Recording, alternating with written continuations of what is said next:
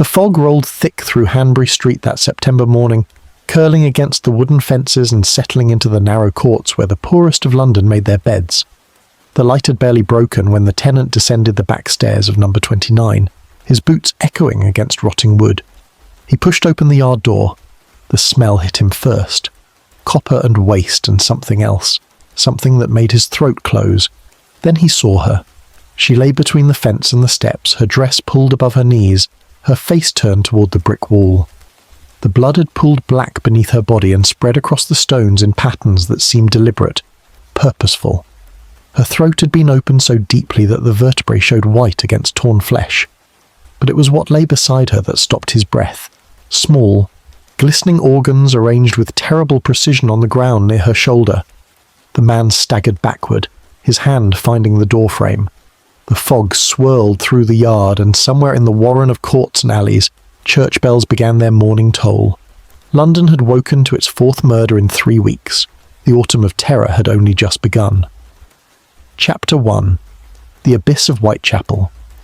Good evening, and welcome to the Bedside Historian. The night has grown quiet now, wherever you find yourself in this world.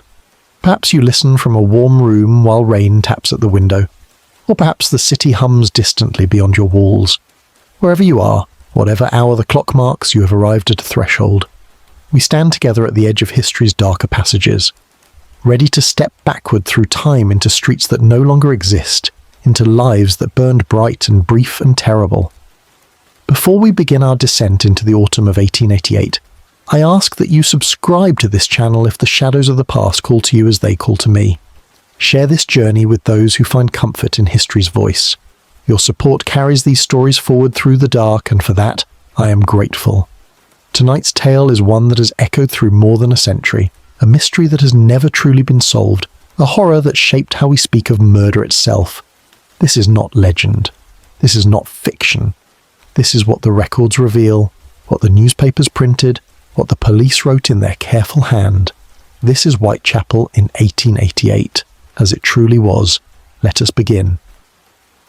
The district called Whitechapel lay east of the Tower of London, pressed against the northern bank of the Thames where the river curved through the heart of the great city. In the year 1888, London sprawled across more than 100 square miles, home to nearly 6 million souls. But nowhere in that vast metropolis did humanity pack itself so densely, so desperately, as in the square mile of streets and courts and alleys that bore the name of a long-demolished chapel. Here, in the shadow of wealth that glittered to the west, 250,000 people lived in conditions that defied the century's proud claims of progress. The streets ran narrow and crooked, remnants of medieval lanes that had never been widened or straightened despite the modern age. Whitechapel Road formed the main artery, a wide thoroughfare where omnibuses rattled past and merchants kept shops that stayed lit past midnight. But step into any of the passages that branched from that road and the world transformed. Within yards, the pavement narrowed to cobblestones slick with refuse. Buildings leaned close overhead, their upper stories nearly touching across the gap.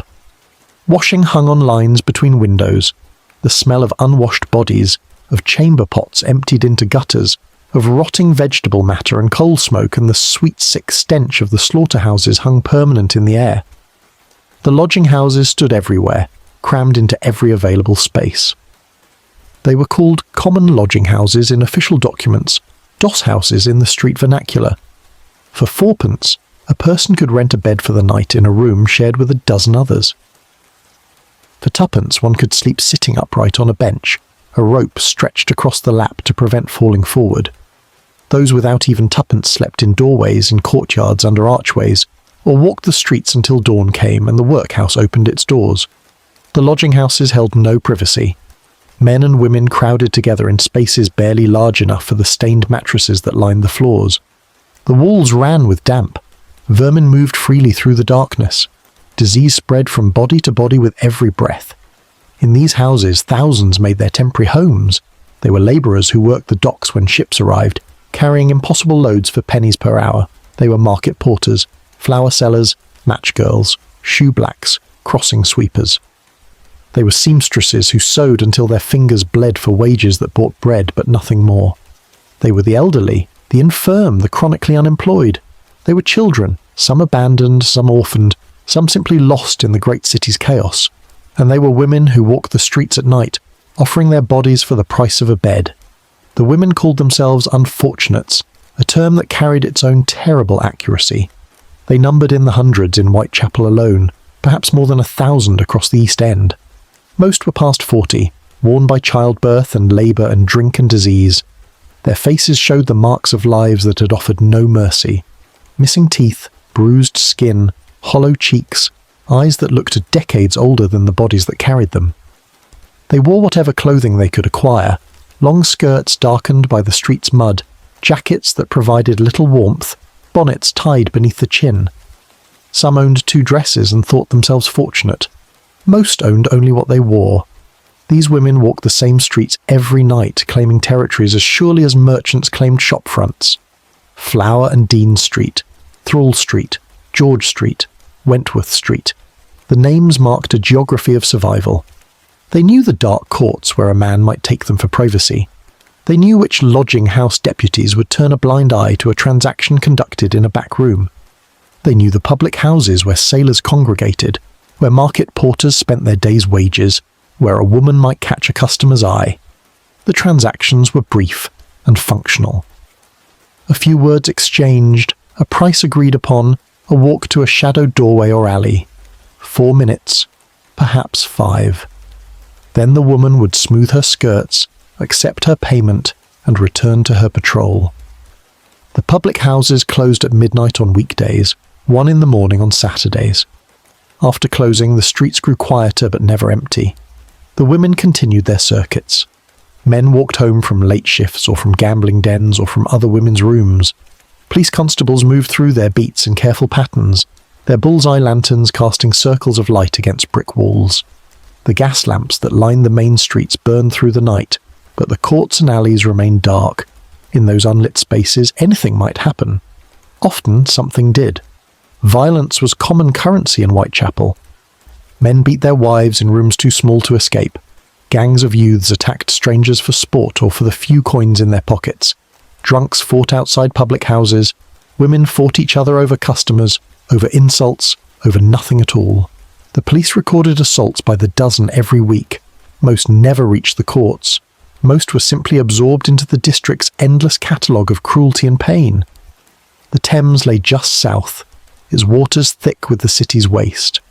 At low tide, the mudlarks descended to the exposed banks, children mostly, searching through the muck for anything of value: nails, rope, bits of coal, bones for the glue factories. The smell rose from the river like a living thing, especially in summer when the heat made the water putrid. But in September, as autumn arrived, the temperature dropped and the fog began its nightly arrival. It came up from the river and rolled through the streets, thick enough to obscure a person at 10 paces.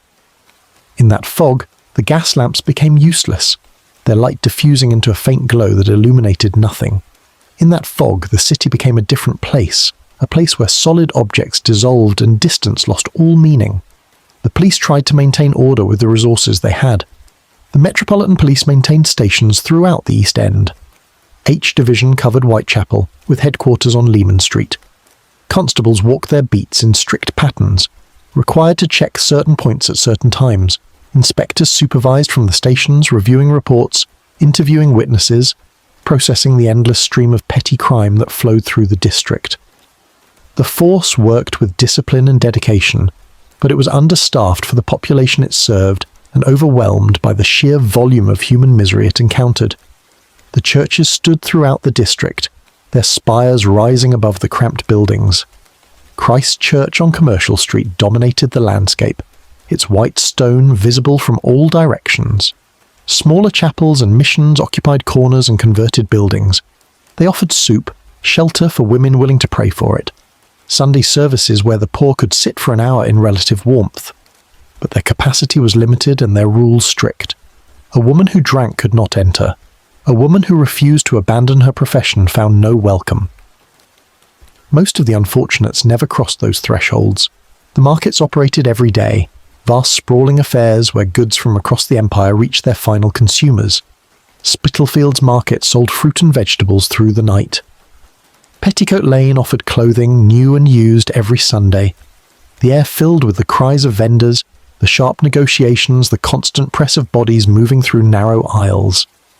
A person could buy anything in these markets: food, fabric, tools, furniture, patent medicines, stolen goods barely concealed. The trade flowed constant and largely unregulated, cash passing from hand to hand, the economy of poverty maintaining its endless circulation.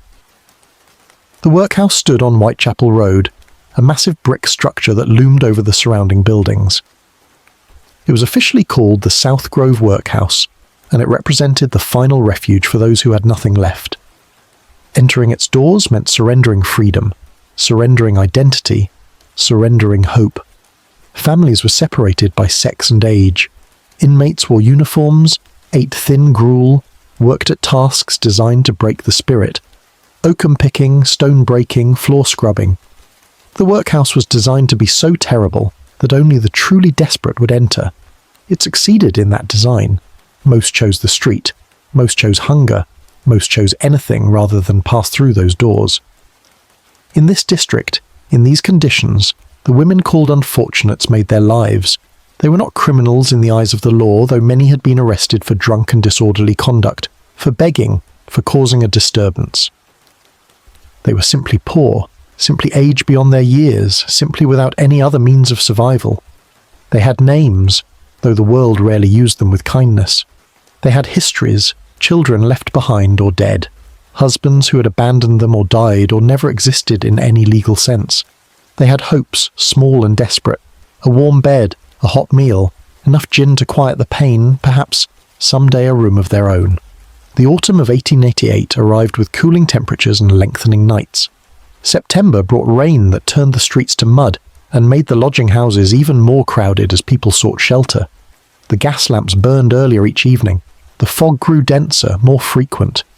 And in those darkening streets, among those desperate women, something new stirred. A violence beyond the district's normal catalogue of cruelty. A pattern that would emerge slowly, murder by murder, until the name of Whitechapel became synonymous with terror. But before the pattern could be seen, there had to be victims. Before the terror could be named, there had to be blood. The women continued their circuits, walking the same streets they had walked for years, unaware that history had marked them, that their names would be remembered when queens and generals were forgotten, that the autumn ahead would transform them from unfortunates into something else entirely. They walked through the gathering darkness, these women of Whitechapel, toward appointments they could not foresee. The district waited, indifferent and vast and already halfway to hell, and somewhere in its shadows someone watched. Chapter 2. The First Blood. The year began without prophecy. January brought snow that turned to slush in the Whitechapel streets, then froze again at night into treacherous sheets of ice. The lodging houses stayed full, their occupants crowded close for warmth. The women walked their circuits through the cold, their breath visible in the lamplight, their fingers numb inside thin gloves. Nothing distinguished that winter from any other. Nothing suggested the months ahead would be remarkable. The city moved through its rhythms indifferent to individual suffering, vast enough to absorb any amount of pain without registering the weight. Emma Elizabeth Smith had lived in Whitechapel for years. She was 45 years old in the spring of 1888, though her face suggested a decade more. She kept a room at 18 George Street, a lodging house managed by a deputy named Mary Russell. The room cost 4p per night, and Emma paid it when she could, slept elsewhere when she could not. She was known to be quiet, to keep her troubles to herself, to drink, but not to excess. Her past remained largely unknown. Some said she had been married once, had children somewhere. Some said she came from good family and had fallen through circumstance or choice into the life she now led. She did not speak of such things. Most of the women did not. On the night of Easter Monday, the 2nd of April, Emma worked the streets near Whitechapel Church. The weather had turned mild, almost warm, and people lingered outside the public houses even after closing time. She was seen by several acquaintances throughout the evening, walking slowly, looking for customers. Near 1:30 in the morning, she was seen near the corner of Farrant Street and Burdett Road speaking with a man. The gas lamp there provided enough light to make out figures but not faces. The man was young, perhaps 20, wearing a dark coat. They spoke briefly, then walked together toward Brick Lane. What happened in the next hour was never fully established. Emma would later give a confused and contradictory account, her memory either genuinely impaired or deliberately vague. She said she'd been attacked by multiple men, perhaps 3 or 4. She said it happened near the corner of Brick Lane and Wentworth Street. She said they had robbed her first, taking the few coins she carried.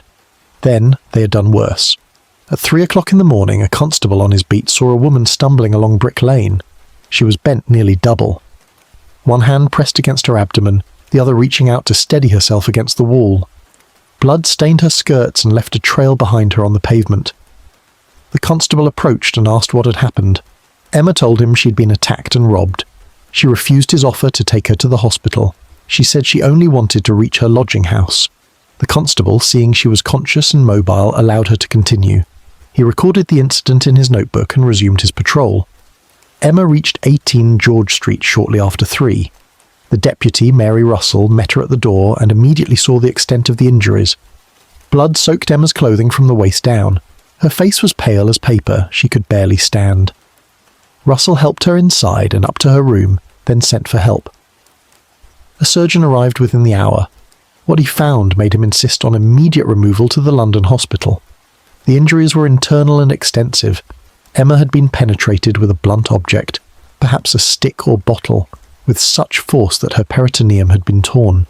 The damage was catastrophic. Infection had already begun. At the hospital, the surgeons did what they could, but the medical knowledge of 1888 offered limited options for such trauma. Emma lingered for a day and a half, feverish and in terrible pain. She gave her statement to the police from her hospital bed, describing her attackers as young men, common labourers perhaps, speaking with local accents. She could provide no useful identifying details. On the 4th of April, peritonitis claimed her life.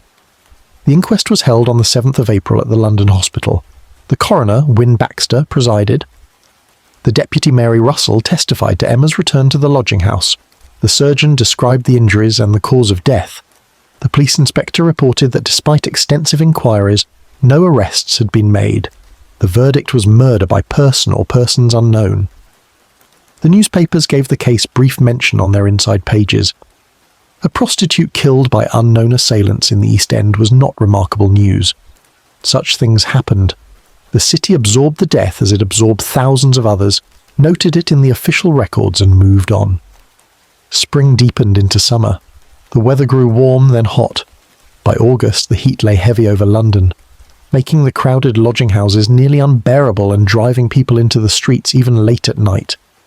The public houses did tremendous business. The police dealt with more assaults, more drunkenness, more petty crime committed by people driven half-mad by heat and proximity and desperation. Martha Tabram was 39 years old, though she sometimes gave her age as younger. She used multiple names: Martha Turner when she wanted to seem respectable, Emma Turner when she wanted to disappear into a crowd. She had been married once to a man named Henry Tabram, a foreman at a furniture warehouse. They had 2 sons together. The marriage dissolved in drunken arguments and Martha took to the streets. By 1888, she lived in various lodging houses around George Street and Dorset Street, paying for her bed each night through the same transactions as Emma Smith and hundreds of others. On the night of Monday, the 6th of August, Martha spent the evening with another woman named Mary Ann Connolly, who went by the nickname Pearly Pole. They met 2 soldiers in a public house on Whitechapel Road shortly after 10 in the evening. The soldiers wore the uniform of the guards, their red tunics visible even in the dim gaslight. They bought drinks for the women, and the 4 spent several hours moving between public houses, drinking steadily. Near 11:30 they left the final establishment and walked toward George Yard, a narrow passage that ran between Whitechapel High Street and Wentworth Street. George Yard building stood on the eastern side of the passage, a tenement block that housed dozens of families in cramped rooms stacked 5 stories high. A stone staircase ran up the centre of the building, open to the elements, lit by a single gas lamp on each landing. At the bottom of George Yard, the 2 couples separated. Pearly Pole went with one soldier into a different passage. Martha went with the other soldier into George Yard buildings. What happened on those stairs between Martha and the soldier was never determined. Perhaps the transaction was completed as usual, and the soldier departed. Perhaps they argued over payment. Perhaps he was never involved in what came next at all. The last reliable sighting of Martha alive was at 11:45, when a resident of the buildings passed her on the first-floor landing. She was alone then, standing against the wall, perhaps waiting for another customer, perhaps simply resting. At 2 a.m, another resident descended the stairs and saw nothing unusual.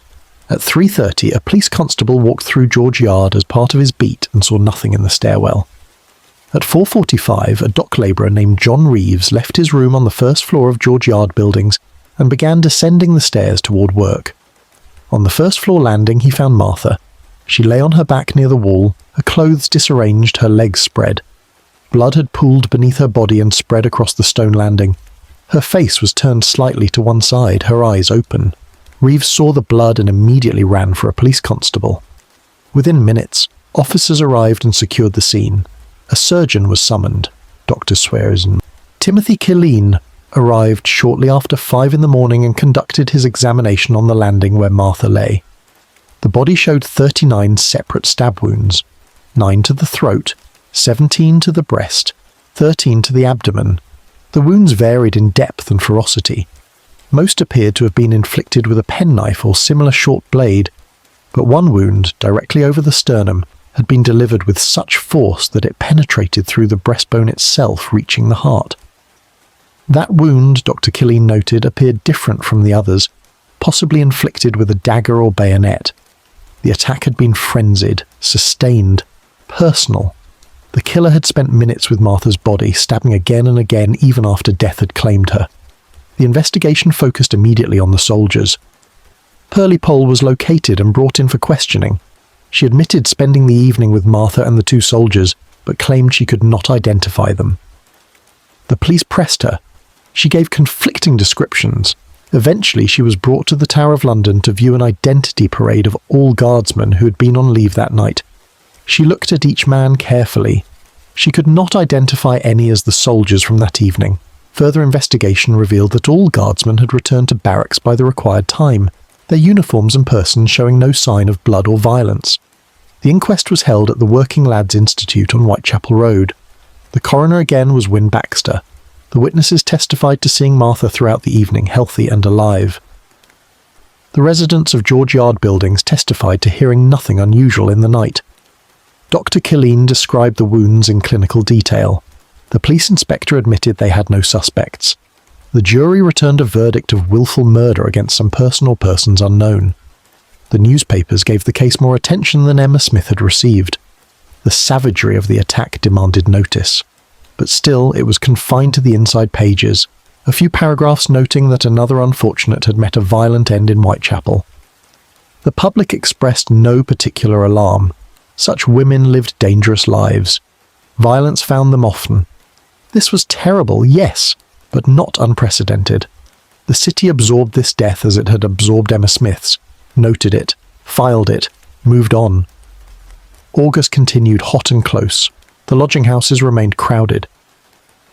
The women continued their circuits through the streets, watching the shadows perhaps a bit more carefully, but unable to afford the luxury of fear.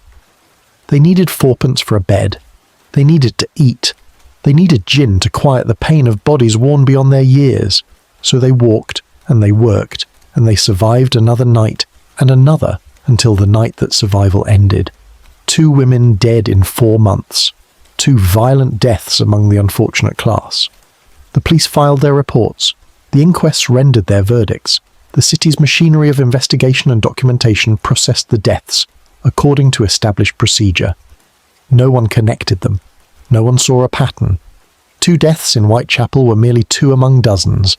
The district claimed its victims steadily, had done so for generations, would continue to do so for generations more.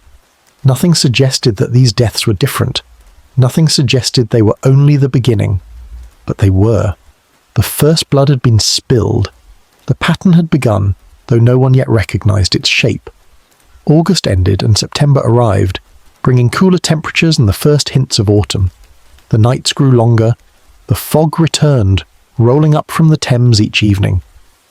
And in those lengthening nights, in that returning fog, the true horror prepared to reveal itself. The name that would define the autumn waited just ahead, still unspoken, but already present in the darkness.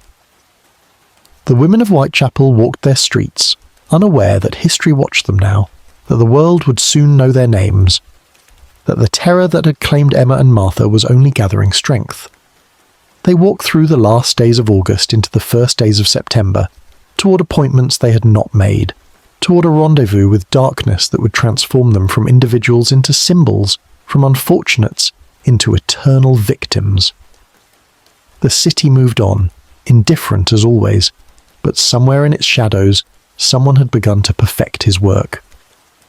Chapter 3. Bucks Row in the Dark. Mary Ann Nichols was 43 years old in the summer of 1888, though the years had marked her more heavily than the number suggested. She was born Mary Ann Walker in August of 1845, the daughter of a locksmith who worked in Dean Street off Fetter Lane. Her childhood had been ordinary, her prospects reasonable. She could read and write, skills that placed her above many in her eventual station. In 1864, at 19, she married William Nichols, a printer's machinist. They had 5 children together over the following years. For a time, the marriage held. For a time, they maintained a household in the respectable working-class manner, but drink destroyed what poverty might have left standing.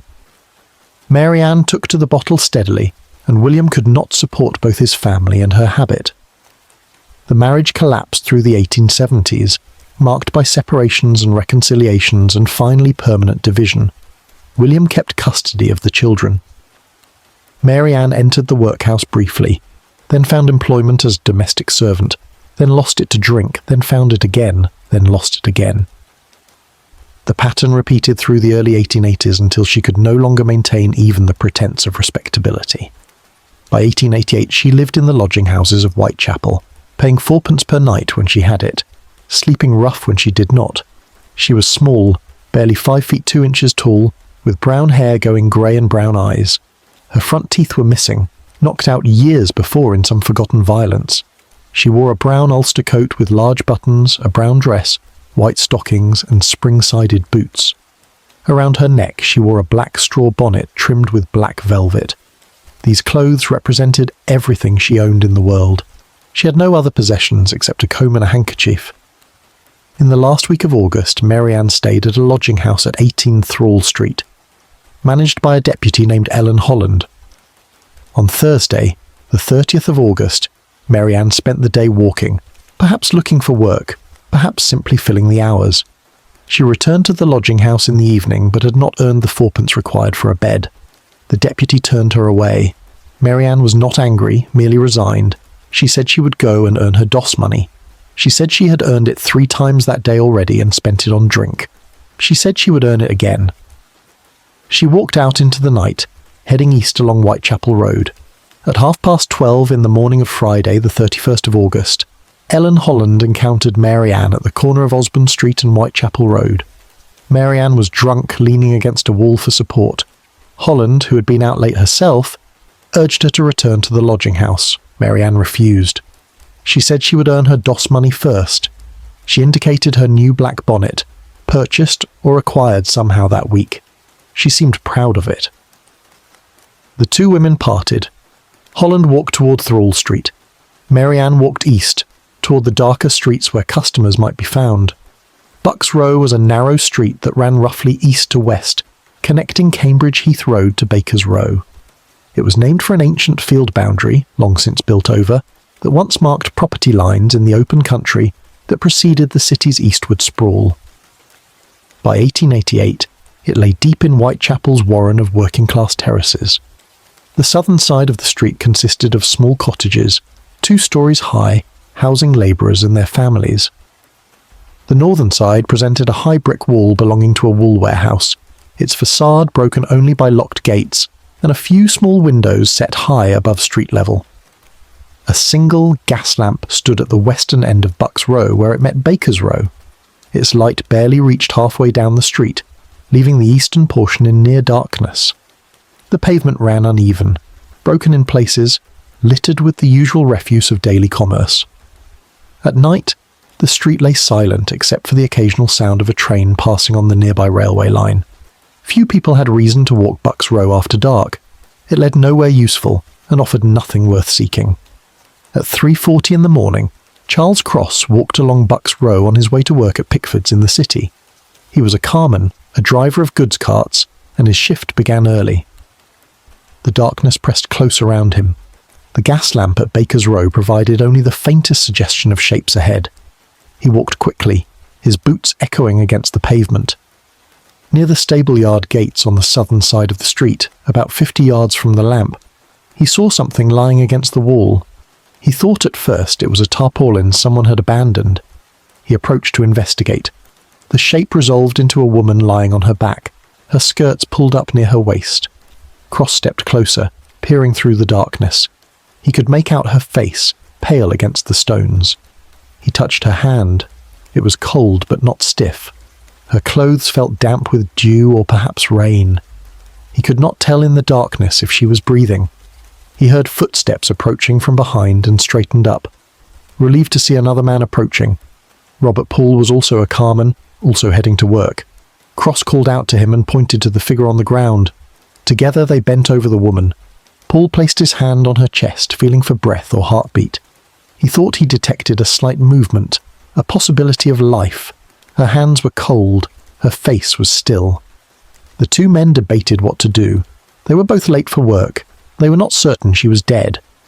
They decided to find a police constable and report what they had found.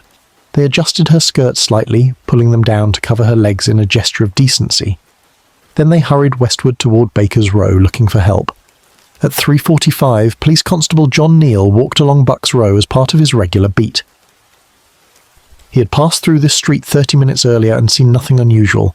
Now, as he approached from the eastern end, his bull's-eye lantern caught the figure lying against the wall. He walked quickly forward and directed his light downward. The woman lay on her back, her head toward the east, her left hand against the wall. Her eyes were open, staring upward. Her bonnet lay near her head, apparently removed or knocked off. Her ulster coat was pulled open. Her dress was pulled up slightly, though not as high as Cross and Poole had initially seen it.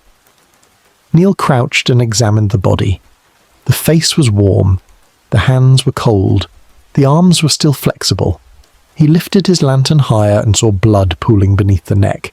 He played his light down the length of the body and saw more blood. Darker stains that soaked the dress at the abdomen. He stood and looked around the dark street. No one was visible. No sound suggested anyone nearby. He flashed his lamp toward Baker's Row, signalling for assistance. Another constable, John Thane, saw the signal and came running. Neal told him to fetch Dr. Llewellyn, whose surgery was on Whitechapel Road. Thane ran westward.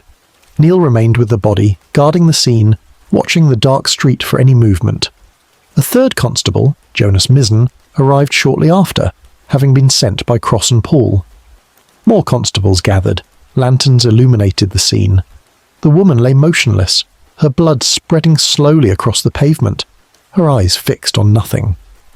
Dr. Rhys Ralph Llewellyn arrived within 15 minutes of being summoned. He was 60 years old, a surgeon of long experience in Whitechapel's daily catalogue of violence and death. He knelt beside the body and conducted a brief examination by lamplight. The throat had been cut deeply, twice, the wounds extending from ear to ear. The cuts severed the windpipe and major blood vessels, causing death within minutes, if not seconds.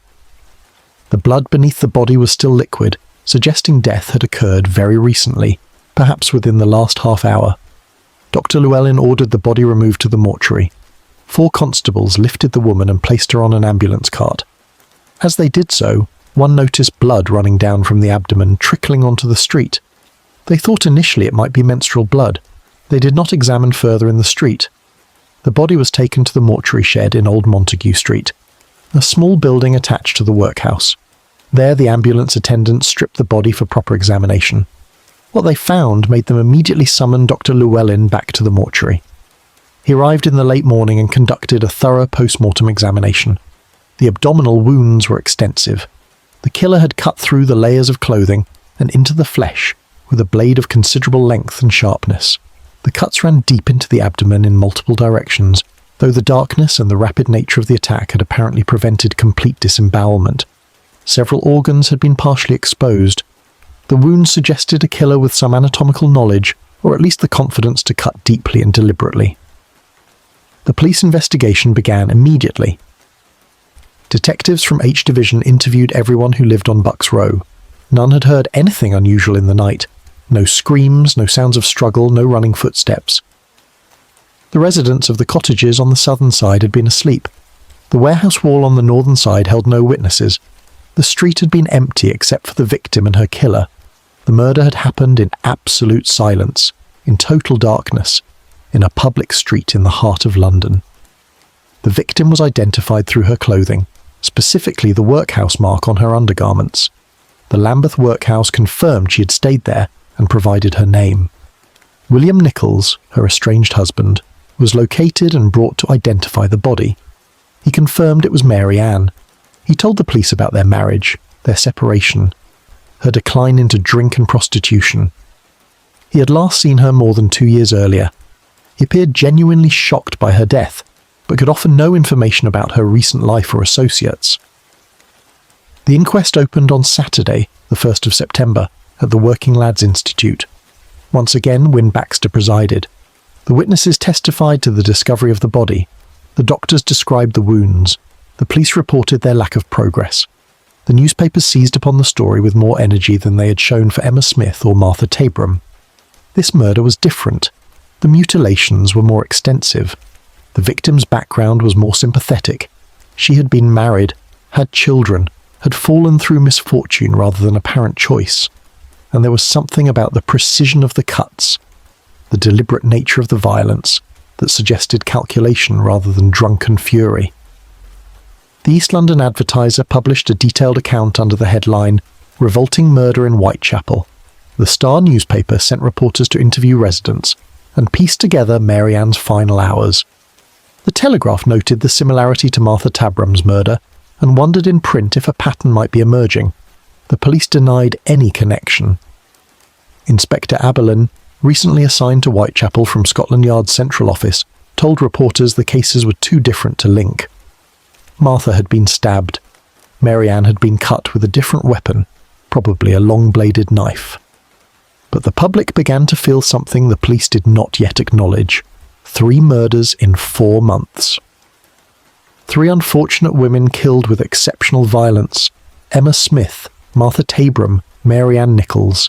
The names appeared together in the newspaper columns. Writers began to wonder if Whitechapel harboured a specific killer targeting prostitutes. The speculation was tentative, uncertain, but present. In the lodging houses, the women talked among themselves. They knew Emma and Martha and Mary Ann. They had shared rooms with them, walked streets with them, stood beside them in the public houses. Fear touched them now, a cold recognition that they might be next. Some carried knives for protection, some tried to work in pairs. Most simply continued as they always had, because they had no choice, because 4pence for a bed required earning, because survival demanded they walk the streets regardless of risk.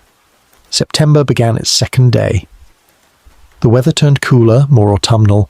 The fog came earlier each evening, and somewhere in Whitechapel someone walked the same streets as the unfortunates, watched the same shadows, waited for the next opportunity. The pattern was forming, though not yet clear. The terror was building, though not yet named. The autumn had only just begun. Mary Ann Nichols lay in the mortuary, her body carefully documented, her wounds precisely recorded, her name added to the growing list. She had walked through Bucks Row in the darkest hour before dawn, seeking 4pence, seeking survival, seeking only one more night in the endless procession of nights that constituted her life. Instead, she found history. Instead, she became the first canonical victim of the terror that would consume Whitechapel for the next 11 weeks. The city absorbed the news. The police intensified their patrols. The women walked their circuits with greater caution, and in the darkness of Bucks Row, the blood slowly dried on the pavement where Mary Ann had fallen. The street returned to silence, returned to obscurity, returned to the same unremarkable existence it had always held.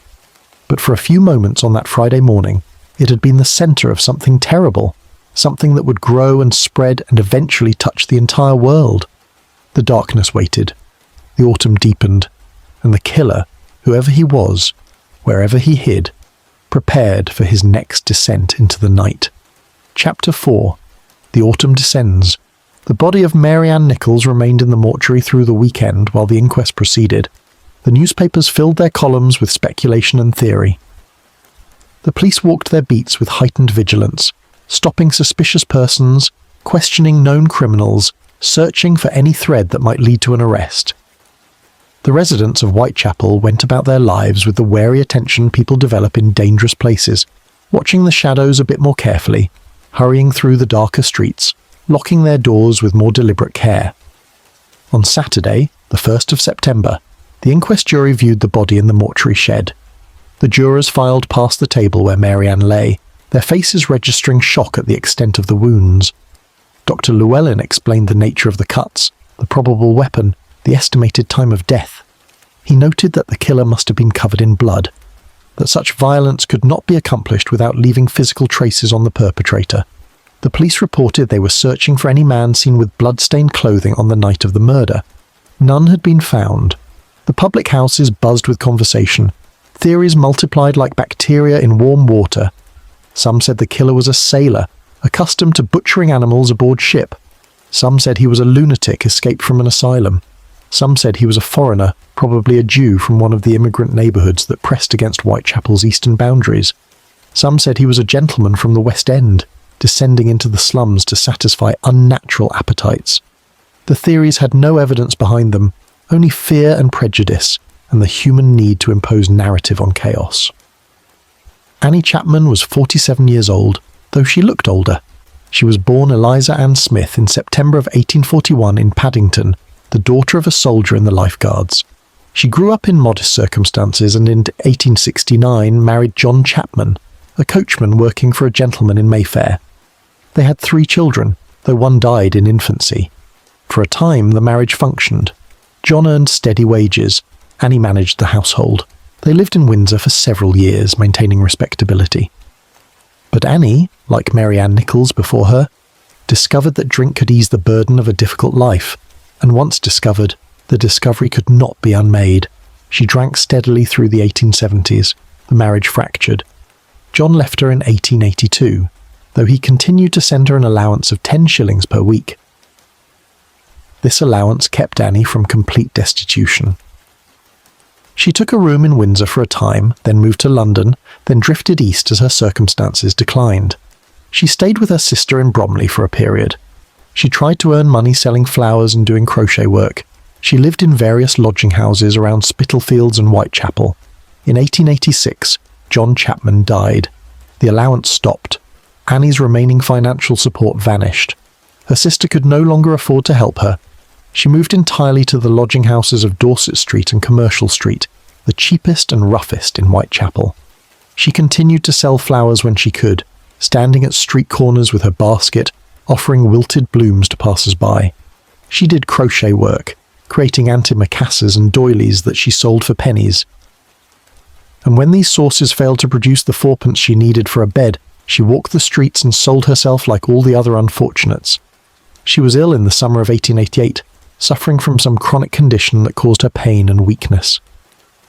She stayed several times in the casual ward of the Whitechapel workhouse, the temporary shelter for those seeking a night's refuge. She visited the surgery on Commercial Street seeking treatment.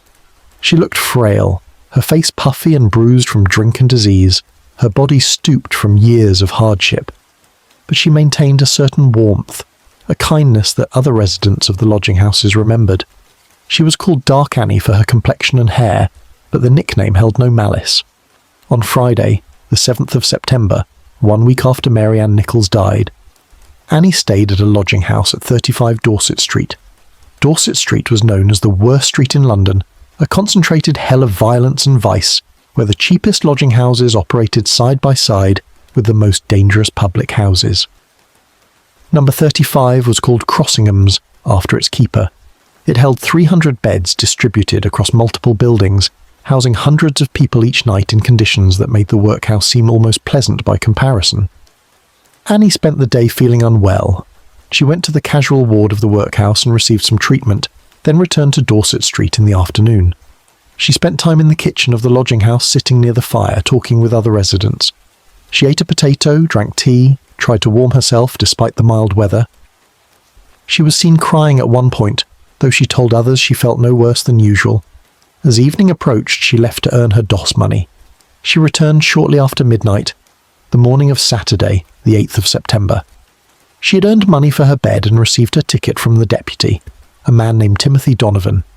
But instead of going upstairs to sleep, she spent the money on drink. By 2 a.m, she had returned to the kitchen, intoxicated and without funds. Donovan told her she could not stay without paying. Annie asked him to trust her. He refused, not unkindly but firmly. The rules were absolute. 4pence or no bed. Annie stood and straightened her black jacket. She said she would go and earn the money. She said not to let her bed, as she would be back soon. She walked out into the night for the second time. The night watchman at Crossingham saw her turn left onto Little Paternoster Row, walking unsteadily but with apparent purpose. She wore a long black jacket that reached nearly to her knees, a black skirt, a striped petticoat, lace-up boots, and a black crepe bonnet. Around her neck she had tied a handkerchief. She carried no bag or basket. At 2 a.m. on Saturday, she disappeared into the darkness of Whitechapel, seeking a customer, seeking 4pence, seeking survival for one more day. Hanbury Street ran parallel to Whitechapel Road about a quarter-mile to the north. It was a working-class street lined with brick terraces, most divided into multiple dwellings housing families in single rooms. Number 29 Hanbury Street stood in the middle of the block on the northern side. The building was 3 stories high with a cellar below. Mrs. Amelia Richardson lived on the first floor and rented out rooms to 17 different people. A passage ran from the front door straight through the building to a back door that opened onto a small yard.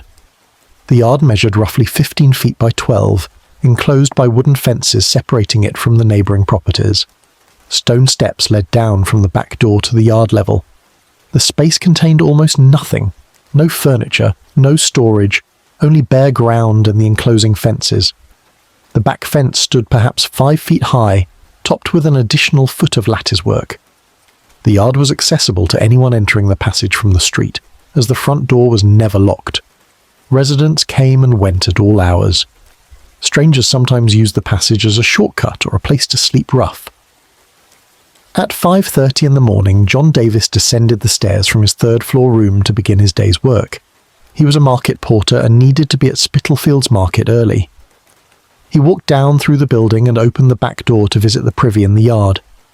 As the door swung open, he saw immediately what lay at the bottom of the steps. Annie Chapman sat against the fence, her back propped against the wood, her legs extended. Her skirts had been pulled up above her waist. Her head was tilted back, her face turned toward the sky. Her throat had been cut deeply, severing all major structures. The wound gaped open, exposing the spine. Blood had soaked into the ground around her body and spread in a pool that extended several feet. But it was what lay beside her that made John Davis turn and run back through the passage to the street. Small, pale objects had been arranged with careful precision near Annie's shoulder. Her intestines had been removed and placed over her left shoulder. Other organs lay beside her right shoulder. Coins and rings had been arranged at her feet, apparently taken from her pockets. The killer had spent time with the body, had worked methodically, had arranged the scene with deliberate intent. Davis ran into Hanbury Street shouting for help. 2 men working in a nearby building heard him and came running. They looked into the yard and immediately sent for police.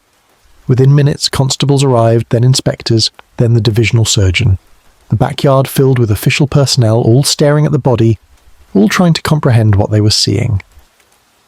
Dr. George Bagster Phillips was the divisional police surgeon for H Division. He arrived shortly before 6:30 and began his examination while the body remained in position. The throat wounds were extensive and had been inflicted with considerable force. The abdominal wounds were even more remarkable. The killer had opened the abdomen with a long vertical incision, then made several additional cuts to remove specific organs. The uterus had been taken entirely, along with part of the bladder and the upper portion of the vagina. The cuts showed some degree of anatomical knowledge. They were not random slashing, but deliberate removal of specific structures. Dr. Phillips estimated death had occurred around 4:30 in the morning, approximately 2 hours before the body was discovered.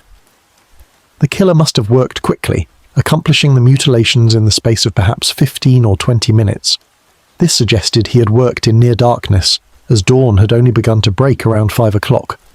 The precision of the cuts accomplished in such conditions implied practice or professional knowledge or both. The police cordoned off the yard and began their investigation. They interviewed everyone in number 29 Hanbury Street. Mrs. Richardson, the landlady, had heard nothing unusual.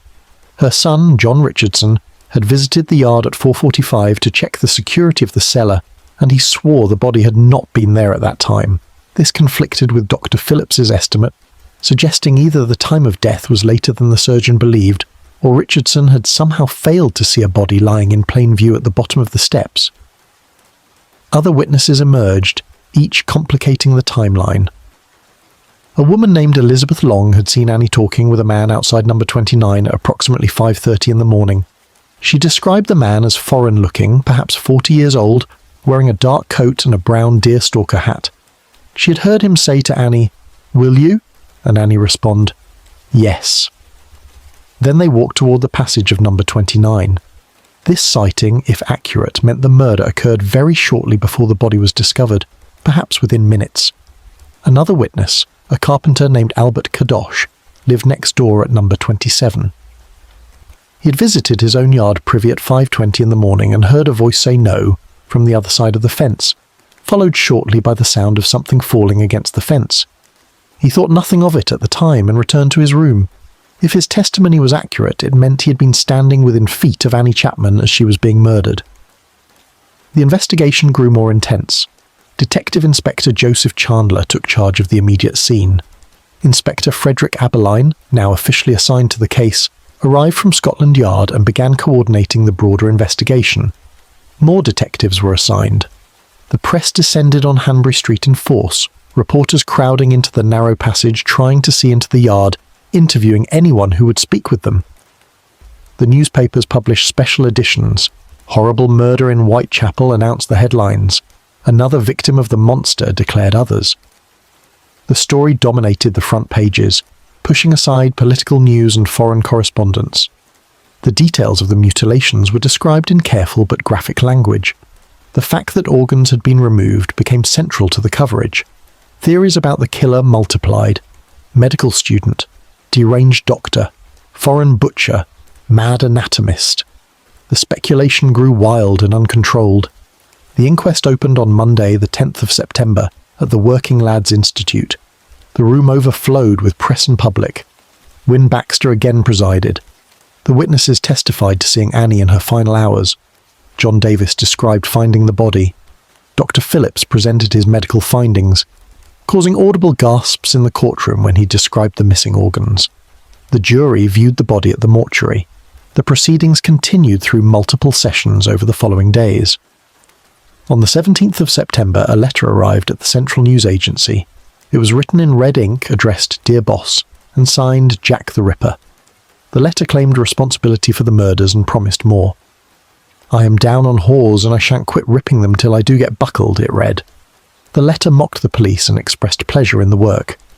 The Central News Agency forwarded the letter to Scotland Yard. The police initially dismissed the letter as a hoax. Hundreds of such letters had arrived since Mary Ann Nichols died, each claiming to be the killer, each providing different details. But the Jack the Ripper letter was different. Its tone was boastful and knowing. Its details were specific. And the name it introduced would prove more enduring than any theory or investigation. Jack the Ripper. The press seized upon the name immediately. Within days it appeared in every newspaper. The killer, previously nameless, now had an identity that would survive centuries. The autumn of terror had fully descended. 2 women dead in 9 days, both mutilated, both killed in public spaces, both killed with such speed and silence that neighbours heard nothing. The women of Whitechapel lived in constant fear. Many refused to walk alone. Some left the district entirely, seeking safety in other neighbourhoods, but most stayed because they had nowhere else to go, because poverty pinned them to these streets as surely as the killer's knife. The police increased patrols dramatically. Constables walked their beats in pairs. Plainclothes detectives haunted the public houses and lodging houses. Vigilance committees formed, groups of local men who walked the streets at night with clubs and lanterns. The tension built daily. Every suspicious person was reported. Every shadow held potential threat. The district existed in a state of collective hysteria, waiting for the next murder, certain it would come, and they were right to wait. Jack the Ripper was not finished. The autumn had only begun. 2 more women would die before the month ended. The terror would deepen. The mystery would become legend. The name would become immortal. Annie Chapman lay in the mortuary, her body carefully examined, her wounds precisely documented. She had walked out of Crossingham's lodging house at 2 a.m. seeking 4pence. She had found instead a yard in Hanbury Street, a man in the darkness, and a death so terrible that her name would be remembered when empires fell. She became the second canonical victim, the murder that fully ignited the panic, the death that transformed isolated killings into a recognised pattern. The city reeled, the press sensationalised, the police investigated desperately, and somewhere in Whitechapel, Jack the Ripper walked the same streets as his hunters, watched the same shadows, and prepared for his masterpiece. The double event was coming. The night when 2 women would die in the space of an hour. The night when terror would reach its apex. The autumn descended cold and dark and full of death. The fog rolled in from the Thames each evening, and in that fog, in that darkness, history waited to claim 2 more names. Chapter 5. The double event. The weeks following Annie Chapman's murder transformed Whitechapel into a district under siege. The police presence increased until constables seemed to occupy every corner. Detectives in plain clothes moved through the lodging houses and public houses, listening to conversations, watching for suspicious behaviour, questioning anyone whose appearance or manner suggested irregularity. The vigilance committees patrolled in organised groups, carrying sticks and lanterns, their good intentions sometimes manifesting as harassment of innocent foreigners or anyone who looked different from the respectable English working man. The newspapers maintained their intense coverage. Every detail of the investigation appeared in print within hours of being discovered. The medical evidence, the witness statements, the police theories, all became public knowledge immediately. This transparency served both to inform and to inflame. The public demanded action. Letters poured into Scotland Yard and the Home Office, offering suggestions, accusations, confessions. The Metropolitan Police Commissioner received dozens of communications daily, each claiming to know the killer's identity or proposing solutions to the crisis. September advanced toward its final days. The weather remained mild, though the nights grew cooler and the fog thickened. The women of Whitechapel continued their desperate trade, though many worked in groups now, watching each other, creating informal protection networks that offered more psychological comfort than actual safety. The lodging houses remained full. The public houses did steady business. The district's economy of poverty ground forward, indifferent to fear, driven by the same necessities that had always driven it. Elizabeth Stride was 44 years old, though she claimed to be younger when circumstances required. She was born Elizabeth Gustafsdotter in November of 1843 in Torslanda, Sweden, the daughter of a farmer. She left Sweden in her late teens and made her way to London, arriving by the mid-1860s. In 1869 she married John Stride, a carpenter, in the parish church of St Giles in the Fields. The marriage produced no children but lasted in some form for nearly 15 years. John died in 1884, and Elizabeth found herself alone in London without resources or family. She took to living in the common lodging houses around Flower and Dean Street, supporting herself through charring work when she could find it, and through prostitution when she could not. She spoke with a noticeable Swedish accent that never fully disappeared despite decades in England. She was small and slight, standing just over 5 feet tall, with dark curly hair and a fair complexion. She had lost several front teeth over the years. She was known to drink heavily and to invent stories about her past, claiming variously that her husband had died in a steamship disaster, or that she had lost children in some tragic accident. In the months before her death, Elizabeth lived at a lodging house at 32 Flower and Dean Street, one of the most notorious streets in Whitechapel. She had a relationship of sorts with a waterside labourer named Michael Kidney, and they lived together intermittently in various rooms around the district. But the relationship was turbulent, marked by arguments and separations. Elizabeth would leave him, return to the lodging houses, then reconcile and move back. In late September, they had quarrelled again, and Elizabeth had been staying at Flower and Dean Street for several days. Catherine Eddowes was 46 years old and had lived a life of similar poverty and displacement. She was born in Wolverhampton in April of 1842, the daughter of a tin plate worker. Her family moved to London when she was young, and she grew up in the streets of Bermondsey and Southwark. At 18, she began a relationship with a man named Thomas Conway, a former soldier who worked as a hawker selling cheap printed materials. They lived together for 20 years, had 3 children, and maintained a rough respectability despite never formally marrying. But drink destroyed that stability as it had destroyed so many others. Catherine and Thomas both drank heavily, and their arguments grew violent. They separated in 1880, and Catherine drifted east into Whitechapel and Spitalfields. She formed a new relationship with a man named John Kelly, a market porter, and they lived together in a lodging house at 55 Flower and Dean Street. Catherine sometimes gave her name as Kate Kelly, adopting her partner's surname though they were not married. She earned money through charring work and by hawking goods in the street. She was small, just 5 feet tall, with dark hair and hazel eyes. She was missing several teeth. She was known to be quiet, often cheerful despite her circumstances, and to sing when she'd been drinking. On Saturday, the 29th of September, Elizabeth Stride spent the day around Flower and Dean Street. She cleaned 2 rooms in the lodging house where she stayed, earning 6pence for the work. She used the money for drink.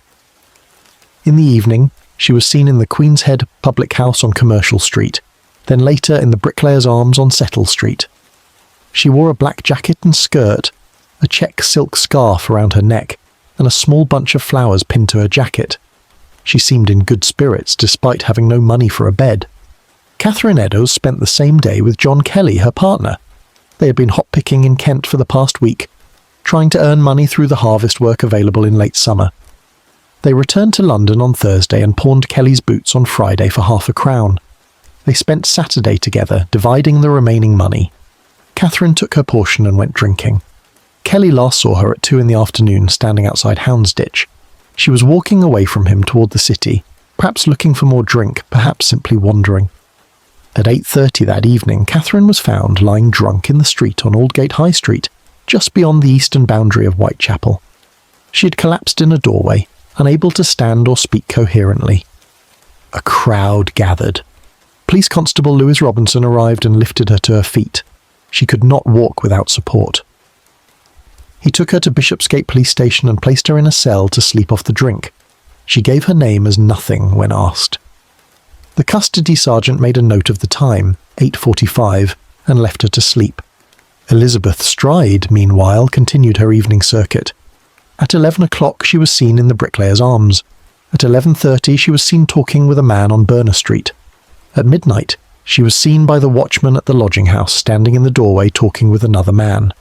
The descriptions of these men varied, as descriptions always did. Dark clothes, medium height, respectable appearance. Nothing distinctive, nothing memorable, just men, like hundreds of others walking Whitechapel streets that night. Burner Street ran north from Commercial Road, a narrow thoroughfare lined with small workshops and tenements. About halfway up on the western side stood the International Working Men's Educational Club, a socialist organisation that held meetings and social events for the Eastern European Jewish immigrants who had settled in the district. Behind the club building lay a yard accessed through a passage, used for deliveries and storage. The yard measured about 30 feet by 20, enclosed by fences and the backs of buildings. At 12:35 in the morning of Sunday, the 30th of September, Louis Diemschutz drove his pony cart into the passage leading to the yard. He was the steward of the club and was returning from a day of selling costume jewellery at market stalls. The pony suddenly shied to the left, refusing to proceed straight ahead. Diemschutz peered into the darkness and saw something lying against the wall. He climbed down and struck a match. The brief flare of light showed him a woman lying on her left side, her face toward the wall. Diemschutz ran into the club calling for help. Members poured out into the yard. Someone brought a candle. In the flickering light they saw Elizabeth Stride lying in a pool of blood. Her throat had been cut deeply on the left side, severing the carotid artery. Blood still flowed from the wound, soaking into the ground, spreading dark across the stones. Her right hand clutched a packet of Cashew's small breath-freshening sweets. Her left hand lay open. Her eyes were open, staring, but there were no other injuries, no mutilations, no disembowelment. The killer had only cut her throat and fled. The pony cart entering the passage must have interrupted him. He had been kneeling beside Elizabeth's body, knife in hand, preparing his work, when he heard the hoofbeats and wheels approaching. He had time only to cut her throat before abandoning the scene and slipping away into the darkness of the surrounding streets. The police arrived within minutes. Constables, sergeants, inspectors descended on Berner Street. Dr. Frederick Blackwell, the local surgeon, came quickly and examined the body where it lay. The wound was clean, inflicted with a sharp knife drawn swiftly across the throat from left to right. Death would have been nearly instantaneous. The body was still warm. Dr. Blackwell estimated death had occurred no more than 20 minutes before his arrival, perhaps as recently as 10 minutes. The killer might still be nearby, might be within blocks, might be visible to anyone walking the streets at that moment. The news spread through Whitechapel with extraordinary speed. Within the hour, crowds gathered on Berner Street. Police cordoned off the area and began searching the surrounding streets and yards. Detectives interviewed everyone in the club and every resident of the buildings nearby. No one had seen anyone flee. No one had heard anything unusual. Elizabeth Stride had died in silence, her throat cut before she could scream, her body discovered by pure chance within minutes of the attack. But at Bishopsgate Police Station, 3/4 of a mile away, Catherine Eddowes was waking from her drunken sleep. At 12:30, the custody sergeant checked on her and found her singing softly to herself. At 1 o'clock, she called out that she was capable of leaving. The sergeant judged her sober enough to be released and brought her from the cell. She gave her name as Mary Ann Kelly when asked a second time. She was told she would be summoned if required to appear in court for drunk and disorderly conduct. She asked what time it was.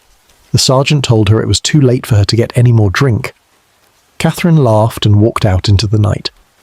The custody sergeant watched her turn left, heading toward Houndsditch and the city. The time was 1 o'clock exactly. Catherine Eddowes had 44 minutes left to live. She walked westward into the City of London, passing from Metropolitan Police jurisdiction into City Police territory. Houndsditch led into Aldgate, which led into the warren of small streets and passages that surrounded Mitre Square. At some point in that walk, she encountered a man. They spoke.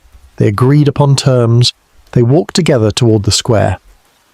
Mitre Square was a small paved space surrounded by warehouses and the backs of shops. It measured perhaps 60 feet across, roughly square in shape. 3 passages led into it from different directions. Gas lamps illuminated 2 of the corners, but the other 2 corners remained dark. The square was empty at night, used during the day for deliveries but abandoned after business hours. It was quiet, secluded, and crucially, it was far enough from Whitechapel that the police presence there was lighter. At 1:30 in the morning, Police Constable Edward Watkins walked through Mitre Square as part of his beat. He checked the warehouse doors, flashed his lamp into the dark corners, and found nothing unusual. The square was empty. He continued on his patrol circuit, which took him through the surrounding streets and back to Mitre Square every 14 to 15 minutes. At 1:44, Watkins entered Mitre Square from the southwestern passage. His lamp immediately caught something in the dark corner near the entrance to a passage leading to St. James's Place. He walked quickly forward and directed his light downward. Catherine Eddowes lay on her back, her skirts pulled up above her waist, her face turned toward him. And even in the lamplight, even at first glance, he could see that what had been done to her went beyond anything the district had yet witnessed. Her throat had been cut deeply, nearly severing the head. Her abdomen had been opened from breastbone to pelvis with a long vertical incision. The intestines had been pulled out and arranged over her right shoulder. Additional cuts had been made across the abdomen in a seemingly random pattern. Her face had been mutilated, cuts extending from the mouth corners upward toward the ears, other cuts across the bridge of the nose and the eyelids. Parts of her internal organs had been removed entirely and taken from the scene. Watkins blew his whistle and ran for help. Within minutes, the square filled with police and medical personnel. Dr. Frederick Gordon Brown, the city police surgeon, arrived and conducted his examination by lamplight. The mutilations were extensive and demonstrated anatomical knowledge. The killer had worked quickly but precisely, removing the left kidney and most of the uterus. He had cut away a portion of the intestine. He had defaced Catherine's features with deliberate cuts, and he had accomplished all of this in the space of perhaps 10 to 12 minutes between Watkins' patrol circuits. The city police took charge of the investigation in Mitre Square, while the Metropolitan Police handled Berner Street. The two forces began their work in parallel, not yet fully coordinating, each focused on their own victim. But gradually, the obvious conclusion emerged. 2 women killed within an hour, both in or near Whitechapel, both with their throats cut. The killer had been interrupted in Berner Street and forced to flee, so he had walked a few blocks, found another victim, and completed his work in Mitre Square. The double event, 2 murders in a single night. The terror had reached a new level. The newspapers published special editions through the night and into Sunday morning. 2 more Whitechapel horrors, declared the headlines. The fiend's work, announced others. The coverage was frenzied, sensational, explicit. The details of the mutilations were described in language that shocked even the jaded Victorian public. The fact that the killer could strike twice in an hour demonstrated both his confidence and his capabilities. He was not a clumsy amateur. He was practiced, skilled, calm under pressure. He could walk away from murder and immediately seek another victim. The panic that followed was absolute. Women fled Whitechapel in numbers that temporarily reduced the lodging house populations. Those who remained refused to work alone. The vigilance committees doubled their patrols. The police assigned every available officer to the streets. Public meetings were held demanding government action. The Home Secretary faced questions in Parliament. The Metropolitan Police Commissioner offered his resignation, which was refused. Elizabeth Stride and Catherine Eddowes became the 3rd and 4th canonical victims. Their names joined Mary Ann Nichols and Annie Chapman in the growing list. Their bodies lay in separate mortuaries, examined by separate surgeons, becoming evidence in separate investigations. But they shared the same fate, killed by the same hand, dying within an hour of each other on the last Sunday of September 1888. The autumn of terror had reached its apex. 4 women dead in a month. The killer now called Jack the Ripper by press and public alike.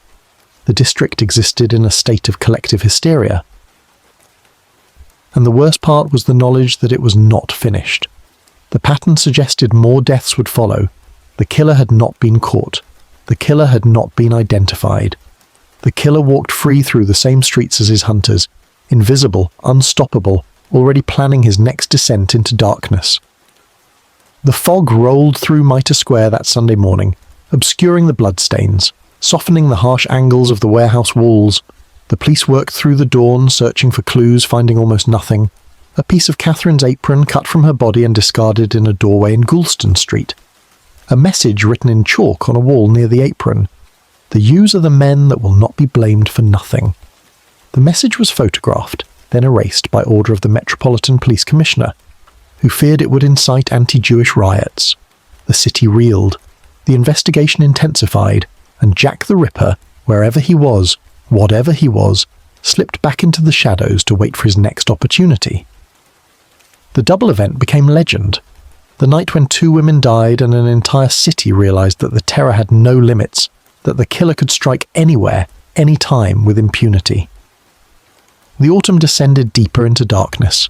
October arrived cold and foggy, and one more name waited to be written in blood.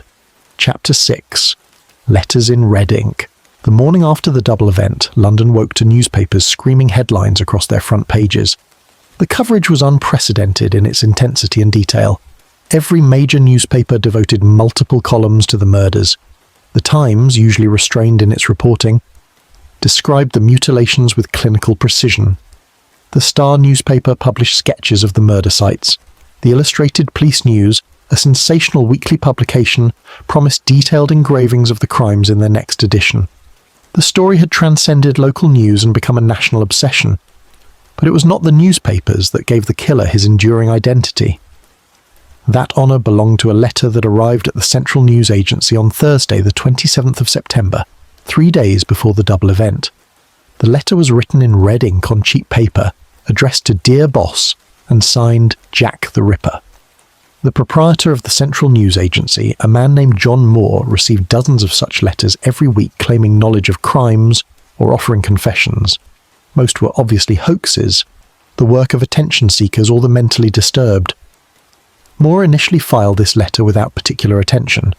The letter read, Dear Boss, I keep on hearing the police have caught me, but they won't fix me just yet.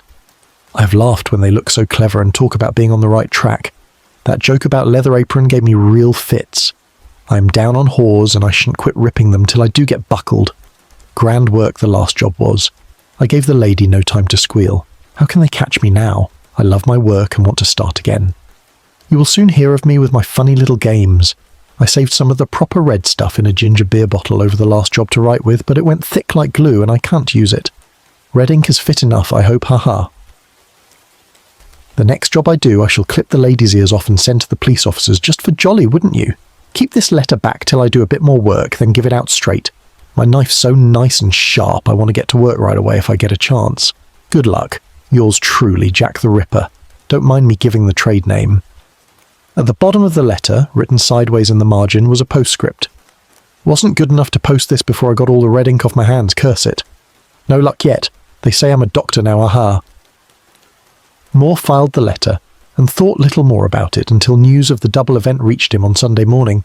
Then he retrieved the letter and read it again with new attention. The writer had promised to continue his work. The writer had said, "You will soon hear of me with my funny little games." 2 women had been killed the night after the letter was written. The timing seemed too precise to be coincidence. On Monday morning, Moore forwarded the letter to Scotland Yard. The police examined it carefully. The handwriting was educated, flowing, confident. The spelling was generally correct, except for deliberate colloquialisms like shan't and want. The tone was boastful and mocking. The content demonstrated knowledge of the murders and familiarity with press coverage. But the police had received hundreds of such letters. They could not determine authenticity from content alone. They filed it with the others and continued their investigation. Then, on Monday, the 1st of October, a postcard arrived at the Central News Agency. It was written in the same hand as the letter, again in red ink. The postcard read, "I was not codding dear old boss when I gave you the tip. You'll hear about Saucy Jackie's work tomorrow. Double event this time number 1 squealed a bit, couldn't finish straight off. Had not got time to get ears off the police, thanks for keeping last letter back till I got to work again. Jack the Ripper." The postcard was postmarked October 1st, the day after the double event. The writer claimed to have killed 2 women. He said number 1 squealed a bit, which could refer to Elizabeth Stride, who might have had time to cry out before her throat was cut. He mentioned ears, referring to his promise in the first letter to cut off ears and send them to the police. The postcard seemed to confirm that the original letter had been genuine, written by the actual killer. The police took the letter and postcard more seriously now. They had copies made and distributed to stations throughout London. They studied the handwriting, comparing it to samples from known criminals. They showed the documents to handwriting experts, but they could reach no definitive conclusion. Some believed the letters were genuine. Others thought them elaborate hoaxes created by someone with inside knowledge of the crimes, possibly a journalist seeking to generate more sensational copy. The press obtained copies of the letter and postcard and published them in facsimile on Tuesday, October 2nd. The name Jack the Ripper appeared in newspapers across London and quickly across Britain.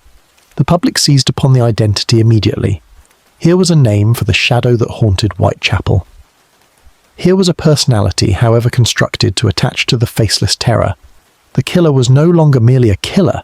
He was Jack. He was the Ripper. He was a character, almost a fictional creation, despite the very real bodies accumulating in the mortuaries. The publication of the letters opened floodgates. The next day, Scotland Yard received 300 letters and postcards claiming to be from Jack the Ripper. By the end of the week, the total exceeded 1,000. They arrived in every conceivable form, written in ink, written in pencil, written in what claimed to be blood. Some were barely literate, some were eloquent. Some included detailed confessions, some made wild accusations against named individuals, some contained threats against the Queen, the police, prominent politicians. The police assigned officers to read and catalogue every letter. They looked for patterns, for credible details, for anything that might provide a genuine lead. They found almost nothing. The vast majority were obviously fabricated, written by people seeking attention or amusement. Some were cruel jokes. Some were attempts to frame innocent people. Some were the products of disturbed minds that believed themselves capable of telepathic communication with the killer. But a few letters stood out for their apparent authenticity or disturbing content. On October 16th, a small parcel arrived at Mr. George Lusk. the chairman of the Whitechapel Vigilance Committee. The parcel contained half of a human kidney preserved in spirits, along with a letter written in an unsteady hand. The letter read, "From hell, Mr. Lusk. Saw I send you half the kidney I took from one woman, preserved it for you to the piece I fried and ate it was very knees. I may send you the bloody niff that took it out if you only wait a will longer. Signed Catch Me When You Can, Mr. Lusk." Lusk was horrified. He took the kidney to Dr. Thomas Openshaw at the London hospital for examination. Dr. Openshaw studied the organ and determined it was a human kidney, specifically a left kidney, that had been removed within the past 2 weeks. The kidney showed signs of Bright's disease, a chronic kidney condition. Catherine Eddowes had suffered from Bright's disease, according to the post-mortem examination conducted after her murder. Her left kidney had been removed by the killer and taken from the scene. The coincidence seemed too precise to dismiss. If the kidney sent to Lusk was indeed Catherine's kidney, then the sender must have been the killer. But doubt remained. Human organs were available to anyone with access to medical schools or hospitals. The kidney could have been obtained from a mortuary or dissecting room and sent as a hoax. Dr. Openshaw could not definitively prove the kidney came from Catherine Eddowes. He could only say it was possible. The From Hell letter, as it became known, was written in a different hand from the Dear Boss letter and postcard. The spelling and grammar were worse, more consistent with limited education. The tone was cruder, more visceral. Some investigators believed this letter was more likely genuine than the earlier correspondence. Others thought it another hoax, perhaps created by medical students as a prank. The truth remained impossible to determine. The letters continued throughout October and November. They arrived daily, sometimes dozens per day, overwhelming the police's capacity to process them. Some were sympathetic, expressing horror at the crimes and offering prayers for the victims. Some were accusatory, naming suspects and demanding arrests. Some were confessional, claiming responsibility not just for the Whitechapel murders, but for unsolved crimes across Britain and Europe. Some were prophetic, predicting future murders with specific details of time and method. The police followed up on every credible lead. They investigated hundreds of suspects named in the letters. They checked alibis, examined handwriting samples, interviewed witnesses. They found nothing. The letters led nowhere. The accusations proved groundless. The confessions were false. The flood of correspondence became an obstacle rather than an aid to the investigation. But the letters served another purpose, one that had nothing to do with solving the crimes. They transformed the murders into theatre. They gave the public a way to participate in the narrative. Every person who wrote a letter, whether genuinely disturbed or merely seeking attention, became part of the story. The murders were no longer simply criminal acts to be investigated and prosecuted. They were performance, spectacle, entertainment. The press understood this transformation and exploited it ruthlessly. Newspapers published letters they received directly, bypassing the police entirely. They printed analyses of the handwriting, psychological profiles of the writer, theories about his identity and motivation. They commissioned articles by prominent physicians discussing whether a doctor could be responsible. They interviewed asylum administrators about escaped lunatics. They sent reporters into Whitechapel to interview prostitutes, creating sensational first-hand accounts of life in the Terror District. The Star newspaper was particularly aggressive in its coverage. It published detailed maps of the murder sites. It offered rewards for information leading to arrest.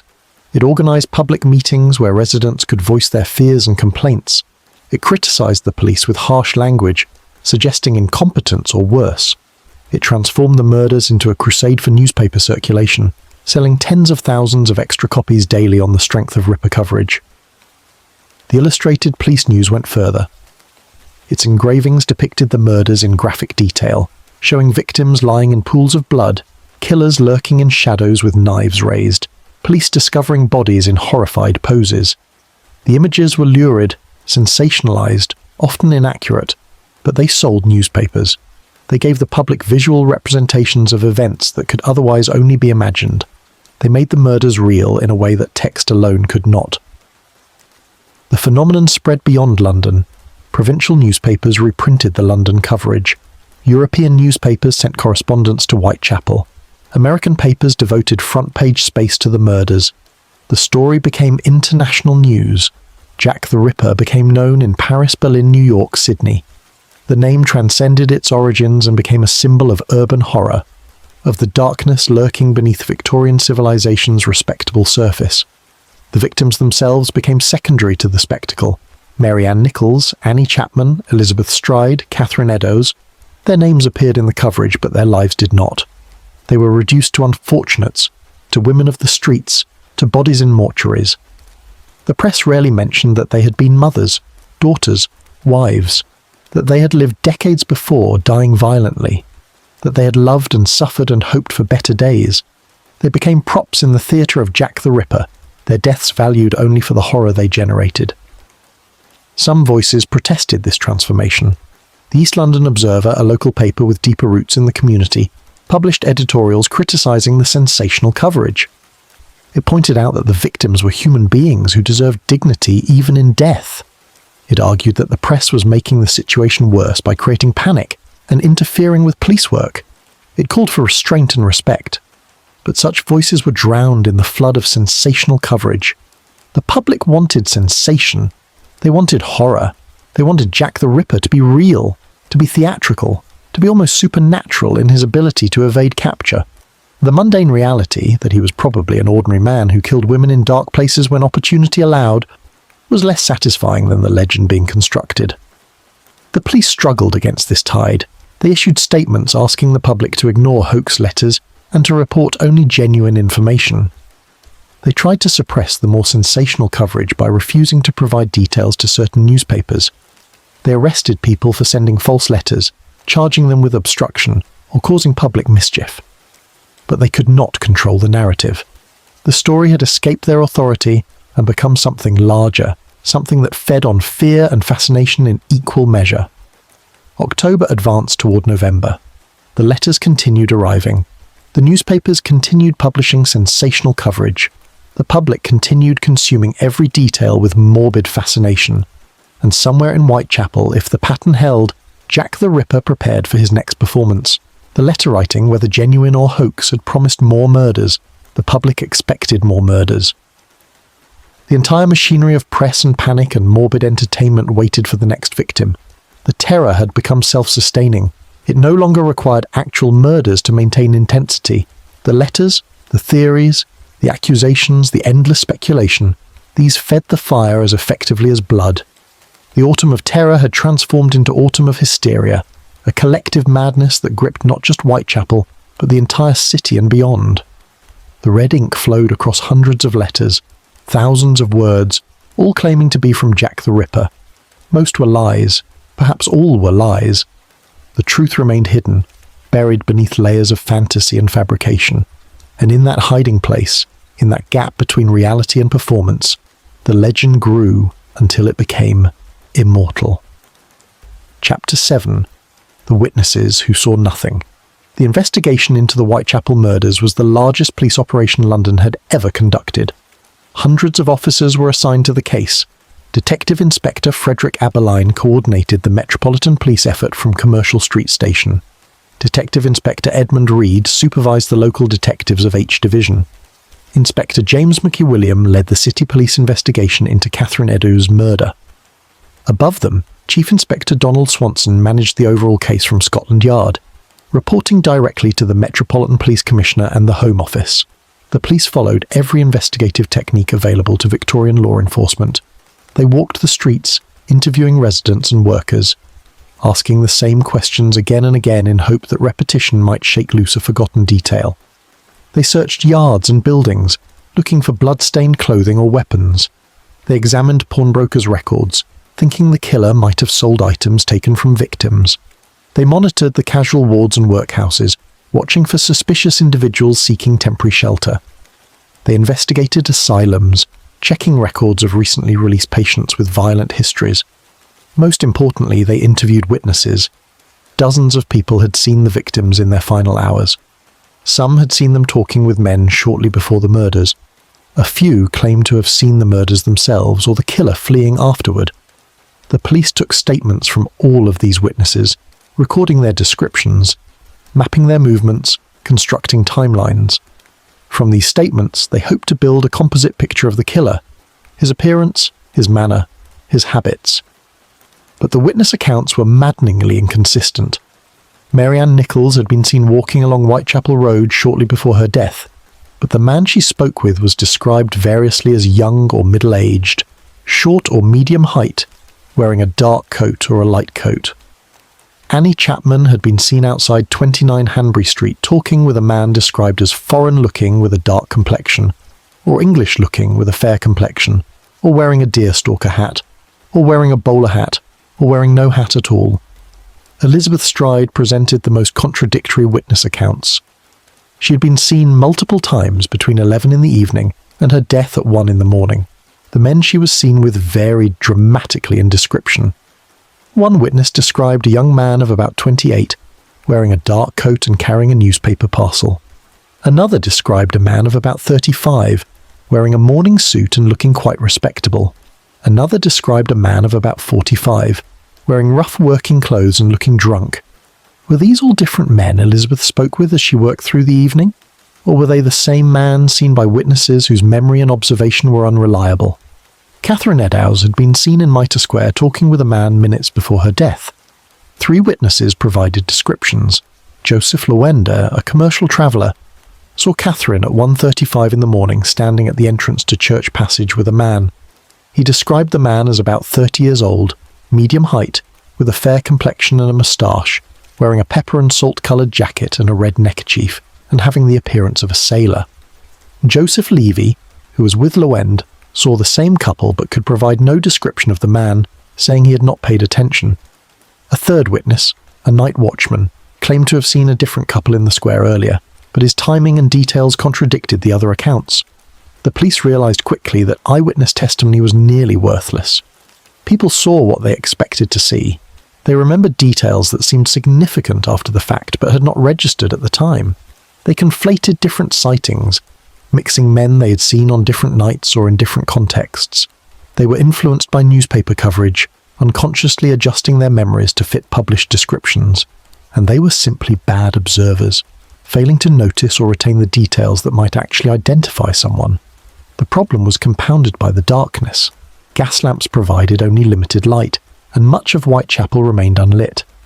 The fog that rolled in most evenings reduced visibility further. A person standing 10 feet away became a vague shape in the darkness. Distinguishing features like hair colour, facial features, exact clothing details, these were nearly impossible to perceive accurately. The witnesses could usually tell if someone was male or female, approximately how tall they stood, and roughly what they wore. Beyond that, their descriptions were largely guesswork. The police attempted to overcome these limitations by conducting identity parades. They brought in suspects and had witnesses view them alongside other men of similar appearance. But these parades produced no useful results. Witnesses who had confidently described the men they saw expressed uncertainty when asked to identify suspects, or they confidently identified men who were later proven to have been elsewhere at the time of the murders. The parades demonstrated only that eyewitness identification was unreliable. The most frustrating case involved Matthew Packer, a fruit seller who operated a shop on Burner Street near where Elizabeth Stride was killed. Initially, Packer told police he had seen nothing unusual on the night of the murder, but later, after being interviewed by private detectives hired by the Whitechapel Vigilance Committee, Packer changed his story. He now claimed he had sold grapes to a man and woman around midnight, that the couple had stood outside his shop for 30 minutes or more, and that he could describe the man in detail. Packer was brought to the mortuary and identified Elizabeth Stride as the woman he had seen. He described her companion as about 30 years old, approximately 5 feet 7 inches tall, with a rough voice and wearing a dark coat and wide-awake hat. The private detectives, eager to justify their employment, treated this information as a major breakthrough. They brought Packer to Scotland Yard. They insisted Inspector Aberline interview him again. Aberline was sceptical. He questioned Packer extensively and found numerous contradictions in the story. Packer could not maintain consistent details. His description of the man changed between tellings. His estimate of the time varied by an hour or more. When pressed, Packer admitted he had not actually paid much attention to the couple and had only thought about them after learning of the murder. The grape stems found near Elizabeth's body were not definitively connected to Packer's shop. The entire episode proved to be a waste of investigative time. generated by private detectives seeking to make themselves important. Other witnesses proved even less reliable. A woman named Mrs. Long claimed she saw Annie Chapman with a man outside 29 Hanbury Street at 5:30 in the morning, heard them speaking, and could describe both the man and the conversation. But her timing contradicted other evidence, and her description of the man matched no one else's account. A man named George Hutchinson claimed he saw Mary Kelly with a well-dressed gentleman shortly before her death, and provided an extraordinarily detailed description. The man wore spats, carried a small parcel wrapped in American cloth, had a heavy gold watch chain, and displayed a seal with a red stone. The level of detail Hutchinson provided was implausible given the lighting conditions and the brief nature of the sighting. The police suspected he had elaborated his story to make himself seem more important. The witnesses who lived nearest to the murder sites proved no more helpful. John Richardson, whose mother owned 29 Hanbury Street, had visited the backyard at 4:45 in the morning, just minutes before Annie Chapman was likely killed there. He swore the body was not present when he sat on the steps to repair his boot. But if his testimony was accurate, it contradicted the medical evidence about time of death. If the medical evidence was accurate, Richardson must have somehow failed to notice a body lying at the bottom of the steps he was sitting on. Neither possibility inspired confidence. The residents of George Yard buildings where Martha Tabram was killed had heard nothing despite the stairwell being open and sound carrying easily through the building. The residents of the cottages on Bucks Row where Mary Ann Nichols died had slept through a murder committed 15 feet from their windows. The members of the International Working Men's Educational Club on Berner Street had been singing and discussing politics while Elizabeth Stride was killed in their yard. The watchman at the warehouse in Mitre Square had seen and heard nothing despite being employed specifically to watch for unusual activity. This collective blindness and deafness was not evidence of conspiracy. It was simply the reality of Victorian working-class life. People minded their own business. They did not peer out windows at night because fuel for lamps was expensive and sleep was precious. They did not investigate unusual sounds because unusual sounds were constant in the crowded, chaotic districts where they lived. Someone shouting, someone fighting, someone crying, these were the background noise of daily existence, unremarkable and unworthy of attention. The police also discovered that many witnesses were reluctant to come forward or provide information. The working-class residents of Whitechapel had little trust in police authority. They associated the police with harassment, with enforcing laws that criminalised poverty, with protecting property rather than people. They feared that speaking to police might result in their own arrest for drunkenness or vagrancy, or some other minor offence. They worried about retaliation from neighbours or lodging house deputies if they were seen cooperating with authorities. The immigrant population, particularly the Eastern European Jews who had settled in large numbers around Flower and Dean Street and Commercial Road, faced additional barriers. Many spoke limited English. Many had fled persecution in their home countries and viewed all governmental authority with suspicion. Many feared that any attention from police might lead to deportation. When detectives tried to interview residents in these neighbourhoods, they encountered walls of silence or confusion or fear that made investigation nearly impossible. The police attempted to overcome these barriers through various means. They offered rewards for information, though this often produced false claims from people motivated by money rather than truth. They promised confidentiality to witnesses, though such promises were difficult to keep in neighbourhoods where everyone knew everyone else. They employed officers who spoke Yiddish or Russian or Polish to interview immigrant witnesses. They tried to build relationships with community leaders who might encourage cooperation.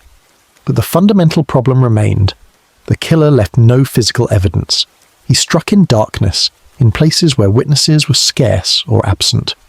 He chose victims who would not be immediately missed, whose deaths would not trigger intensive investigation until a pattern emerged.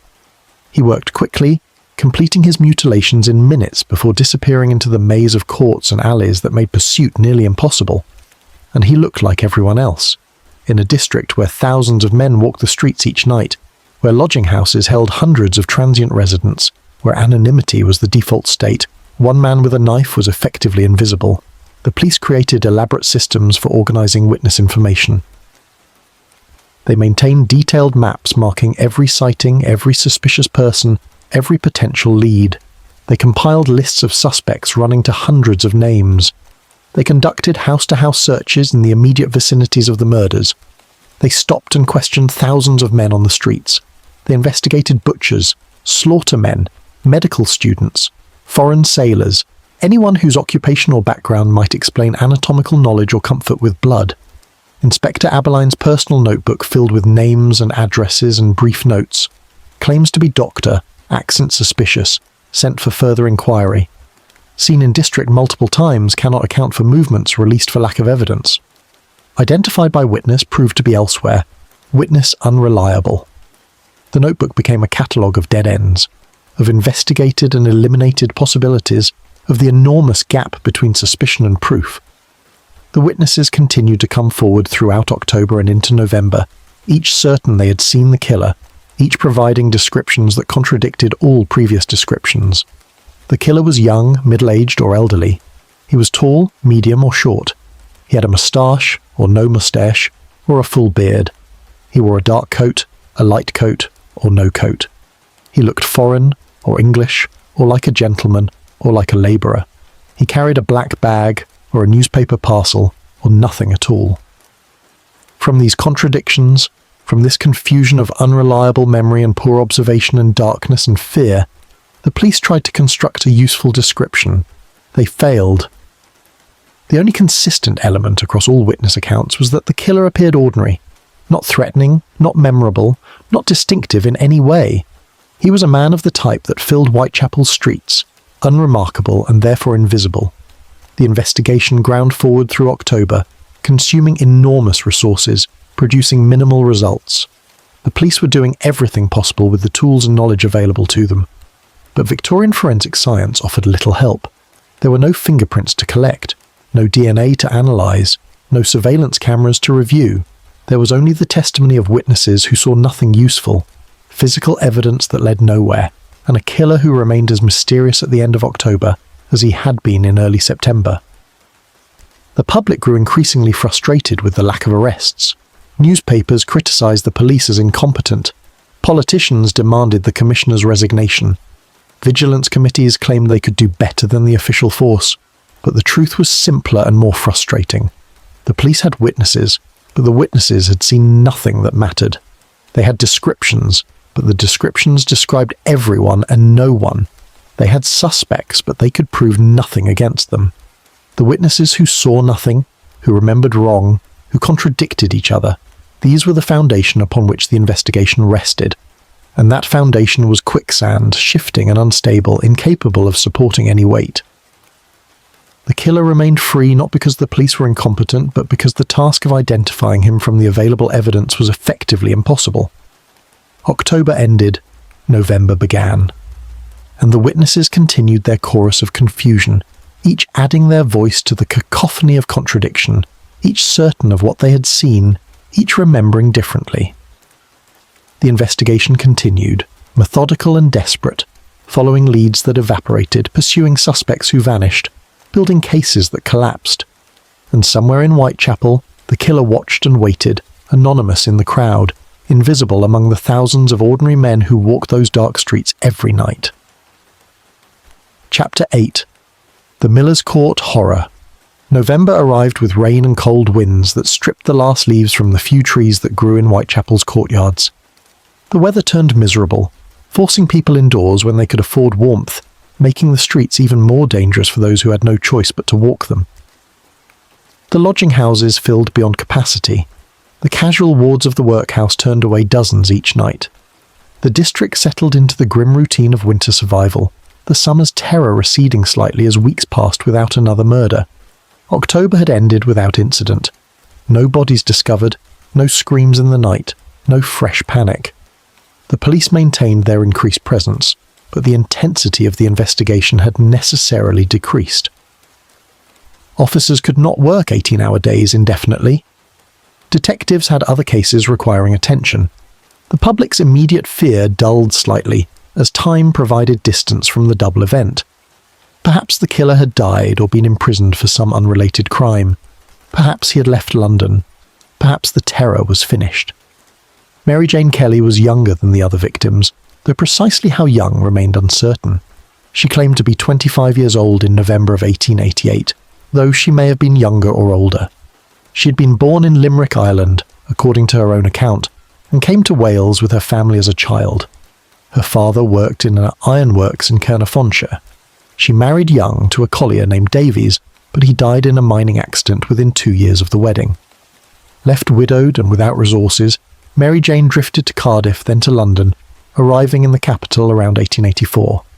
She was beautiful by the standards of her class and time. She stood 5 feet 7 inches tall, taller than most women of the working poor. She had blue eyes and blonde hair that she wore long. Her complexion was fair, her features regular and pleasant.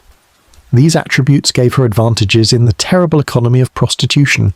She could command higher prices than the worn unfortunates who competed for customers in the same streets. She worked in a high-class brothel in the West End for a time, according to her own stories, though the truth of this claim could never be verified. By 1888, whatever advantages she had once possessed were being consumed by drink and poverty. She lived in a single room at 13 Miller's Court, a small passage that ran off Dorset Street between numbers 26 and 27. Miller's Court was barely wide enough for 2 people to pass each other, paved with uneven stones, dark even in daylight.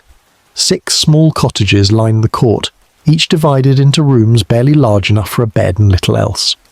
Mary Jane's room measured 12 feet by 10 feet, a ground floor space with a single window facing the court and a door that opened directly into the narrow passage.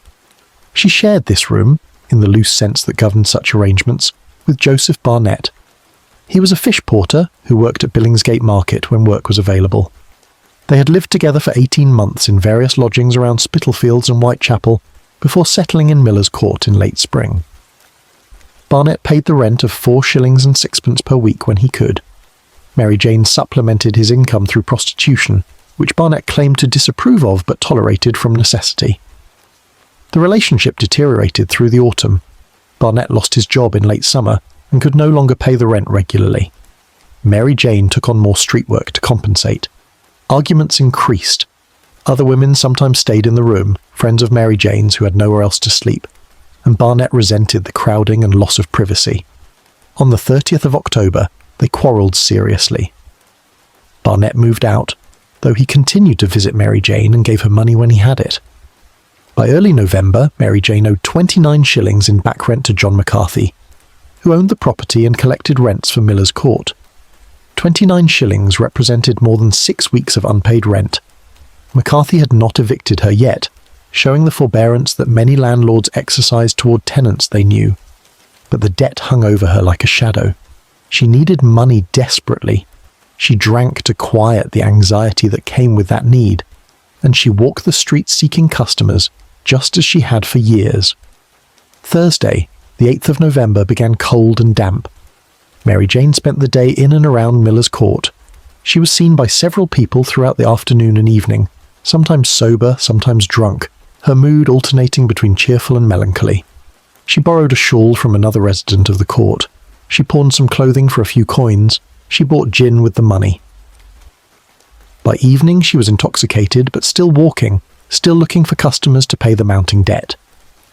At 11:30 in the evening, Mary Ann Cox, who lived at number 5 Miller's Court, saw Mary Jane return to her room with a man.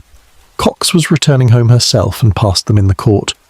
The man was short and stout, about 36 years old, with a blotchy face and a carroty moustache. He wore a dark coat and carried no bag or parcel. Mary Jane was quite drunk, laughing and singing. Cox heard her singing, "A violet I plucked from my mother's grave," as she entered her room. The door closed. The court fell quiet except for the sound of rain beginning to fall. Cox went out again shortly after midnight. As she passed Mary Jane's room, she heard singing continuing inside. She returned at 1 in the morning and the singing had stopped. She heard no other sounds from the room. At 1:30, another resident of Miller's Court, Elizabeth Prater, returned to her room directly above Mary Jane's. She heard nothing unusual. At 2 in the morning, George Hutchinson, who claimed to have known Mary Jane casually, reported seeing her on Commercial Street with a well-dressed man. His account was detailed and dramatic. The man carried a parcel, wore spats and a gold watch chain, looked foreign and prosperous. But Hutchinson's testimony came days after the murder and contained implausible elements. The police gave it little credence. What happened in room 13 through the early morning hours of Friday, November 9th was reconstructed only from the horror discovered later. At some point, probably between 2 and 4 in the morning, a man entered Mary Jane's room either with her invitation or through the broken window beside the door, which could be reached through and used to pull back the inside bolt. Once inside, with the door secured and the window covered by an old coat nailed across it for privacy, he began his work. The room was lit. Mary Jane had a candle, and possibly the fire in the small grate was burning. The killer worked in light, which was a change from his previous murders committed in darkness on the streets. He had time, which was also different. No constables on patrol circuits would interrupt him. No residents would stumble upon the scene. No pony carts would enter unexpectedly. He had privacy, security, and hours to do whatever he desired. And what he desired was revealed in the devastation he created. At 10:45 in the morning, John McCarthy sent his assistant, Thomas Bowyer, to collect the rent from Mary Jane Kelly. Bowyer walked through Miller's Court to number 13 and knocked on the door. He received no answer. He knocked again, louder. Still no response. He walked around the side of the building to the window and pushed aside the coat that covered the broken pane. He peered inside. What Thomas Bowyer saw made him stagger backward. He ran to McCarthy's shop on Dorset Street, barely able to speak. McCarthy returned with him to the window and looked inside himself. Then he sent Bowyer for the police while he remained at the scene to ensure no one else looked through that window. Inspector Walter Beck arrived from Commercial Street Station within 15 minutes. He looked through the window and immediately sent for his superiors. Inspector Aberline arrived. Superintendent Thomas Arnold came from Scotland Yard. Dr. George Bagster Phillips, the divisional surgeon, was summoned, and they waited. The door was locked from inside. The key was missing, apparently lost or taken by Mary Jane some time earlier. To enter, they would need to break down the door. Superintendent Arnold made the decision to wait for bloodhounds that Commissioner Charles Warren had supposedly acquired to track the killer. They waited through the afternoon, the senior police officials standing in Miller's Court while a crowd gathered in Dorset Street, word spreading through Whitechapel that another murder had occurred. The bloodhounds never arrived. Warren had resigned as commissioner just 2 days earlier, and the dogs, it transpired, had never been properly acquired or trained. At 1:30 in the afternoon, more than 2 hours after the body was discovered, Arnold gave permission to break open the door.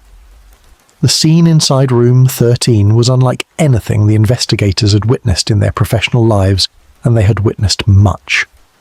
Mary Jane Kelly lay on the bed, which stood against the right wall as one entered. She lay on her back, her head turned toward the door. The mutilations were so extensive that initial identification was difficult. Her face had been cut away, the features obliterated. Her throat had been cut down to the spine. Her abdomen had been opened entirely, the contents removed and arranged around the room. Dr. Buff Phillips conducted his examination while the room was photographed. The photographer set up his equipment in the cramped space and captured images that would become some of the most graphic crime scene photographs of the Victorian era. The police sketched the room's layout, noting every detail, every item of clothing, every piece of furniture, every horror. The mutilations were methodical and complete. The killer had removed Mary Jane's heart and taken it from the scene. He had removed other internal organs and placed them on the bedside table and around the room. He had flayed flesh from her legs and placed it on the table. He had cut away her breasts and placed them beside her body. He had defaced her utterly, transforming a young woman into something barely recognizable as human. The room itself told a story. The fire in the grate had burned hot enough to melt the spout of a kettle sitting beside it. Analysis of the ashes later suggested the killer had burned clothing, possibly Mary Jane's clothing, possibly his own blood-stained garments. A candle had burned down to almost nothing. The bed was soaked with blood, the mattress saturated, blood pooling on the floor beneath. The walls showed blood spatter. The killer had spent hours in that room, had worked carefully and deliberately, had created a scene of such horror that even experienced investigators felt physical illness viewing it. The investigation of room 13 continued through the afternoon and into the evening. Every item was catalogued, every surface was examined, the removed organs were identified and noted, the photographs were developed and studied, and gradually, the officials began to understand what had happened here. This was not an interrupted murder like Elizabeth Stride's, cut short by circumstance. This was not a hurried attack like the street killings, accomplished in minutes before flight became necessary. This was completion. This was the killer given time and privacy to do everything he desired. This was the full expression of whatever drove him. The body was removed to the mortuary at Shoreditch. Dr. Phillips conducted a complete post-mortem examination the following day. His report was clinical and detailed, noting every wound, every mutilation, every missing organ. The report filled pages, the wounds numbered in the dozens. The cause of death was severance of the carotid artery on the right side. Death would have come quickly, within seconds or minutes. Everything else had been done after death, the killer working on a corpse rather than a living victim. The inquest opened on Monday, November the 12th, at Shoreditch Town Hall. The coroner was Dr. Roderick MacDonald, replacing Wynne Baxter, whose district did not include Shoreditch. The proceedings were brief and perfunctory compared to previous inquests. The witnesses testified to seeing Mary Jane alive on Thursday evening. Thomas Bowyer described finding the body. Inspector Beck described the scene. Dr. Phillips gave a summary of his findings, omitting the most graphic details out of respect for public sensibilities. Joseph Barnett identified the body as Mary Jane Kelly, though he could do so only by recognising her eyes and hair, the rest being too damaged. The jury took little time to return their verdict: willful murder by person or persons unknown. The same verdict rendered for all the previous victims, the same admission of failure, of inability to identify or apprehend the killer. Mary Jane Kelly was buried at Leytonstone Cemetery on Monday, November the 19th.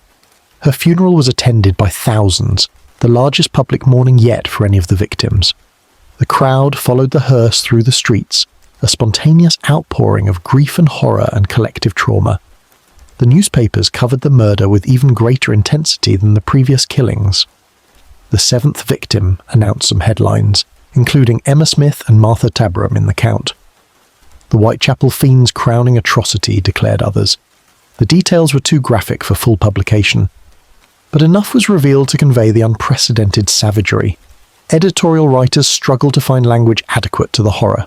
The murder seemed to exceed the bounds of human comprehension, to represent evil in its purest form.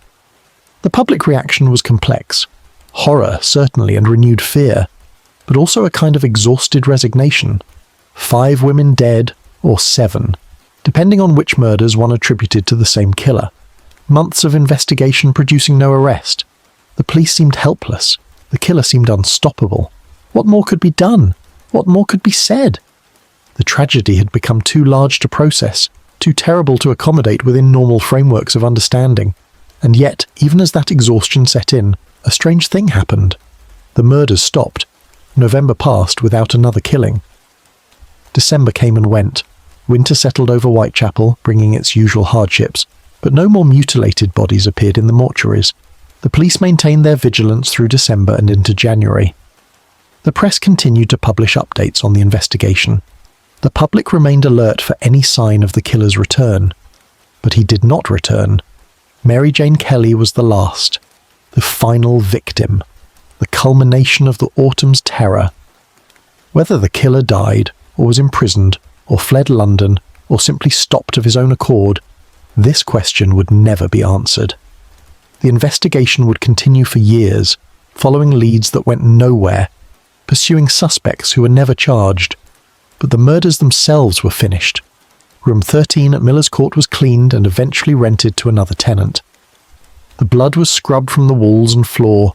The bed was burned. Life in Whitechapel continued, as it always did, absorbing even this horror into its daily catalogue of suffering and survival. The women returned to the streets because they had no choice. The lodging houses filled each night. The markets operated. The district moved forward, carrying its wounds internally, never forgetting but learning to live alongside the memory of those terrible autumn months. Mary Jane Kelly lay in her grave at Leytonstone, her name added to the list that would become canonical. Mary Ann Nichols, Annie Chapman, Elizabeth Stride, Catherine Eddowes, Mary Jane Kelly. 5 women whose deaths defined an era, created a legend, established a mystery that would endure for centuries. They had been unfortunates, women ground down by poverty and circumstance until violence found them in the dark. They became something more in death, Symbols, victims, eternal reminders of autumn 1888, when Jack the Ripper walked the streets of Whitechapel. The horror of Miller's Court marked the end. The silence that followed marked the beginning of legend. Chapter 9. Theories in the Fog. The investigation into the Whitechapel murders continued long after the murders themselves ceased. Scotland Yard maintained active files on the case through 1889 and into the early 1890s. Detective Inspector Frederick Aberlin worked on the case until his retirement in 1892. Chief Inspector Donald Swanson coordinated information and supervised the overall investigation until the files were finally closed in 1892. The case consumed thousands of hours of police time, generated thousands of pages of reports and statements, and produced hundreds of potential suspects. None were ever charged. The police pursued suspects from every social class and ethnic background. The early investigation focused on local men: butchers, slaughtermen, leather workers, anyone whose occupation required skill with knives and comfort with blood. Dozens of such men were interviewed and investigated. Their movements on the nights of the murders were traced. Their backgrounds were examined for evidence of violence or mental instability. A few were held in custody briefly while investigators checked their alibis. All were eventually released for lack of evidence. The medical nature of some of the mutilations led investigators towards suspects with anatomical knowledge. Medical students at the London hospital were questioned. The hospital's staff and administration were interviewed. Inquiries were made at other medical schools throughout London. The theory that a doctor might be responsible gained traction in the press and public imagination.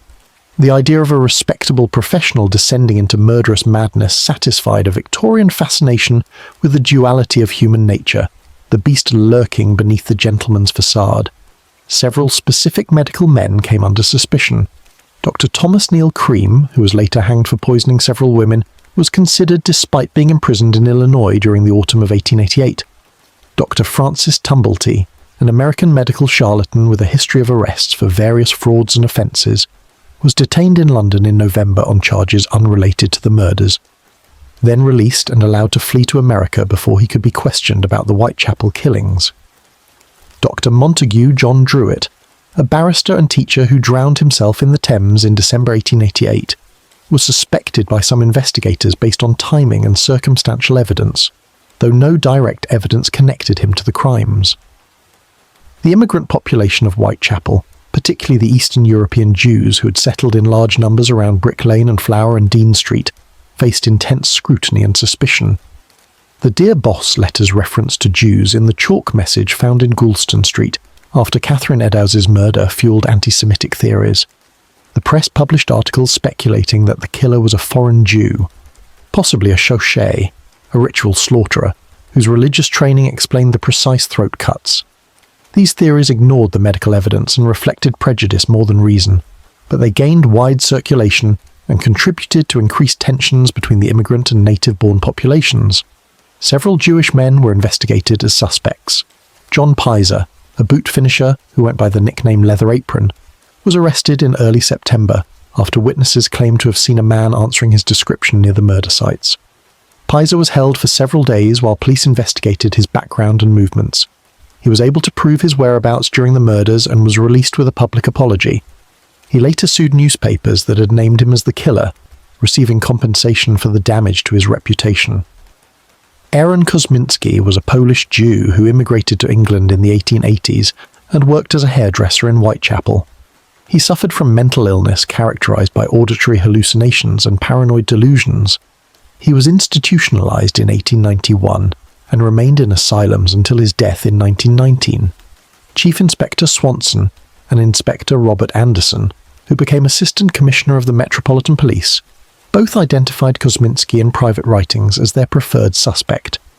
Anderson stated in his memoirs that the killer was a Polish Jew who was identified by a witness, but whose identity was never prosecuted because the witness refused to testify against a fellow Jew. This claim was controversial and unsupported by the official files. Another suspect was a man known only as Leather Apron in early reports, distinct from John Pizer. This individual was described as a man who extorted money from prostitutes through threats and violence. He was reportedly seen by witnesses near several murder sites, but this figure seems to have been more myth than reality. a composite of various threatening men who operated in Whitechapel, rather than a single identifiable person. Some investigators pursued theories that the killer was a sailor or merchant seaman whose ship docked periodically in London. This theory explained the apparent randomness of the murders and the long gaps between some attacks. When the ship was in port, murders occurred. When it departed, the murders stopped.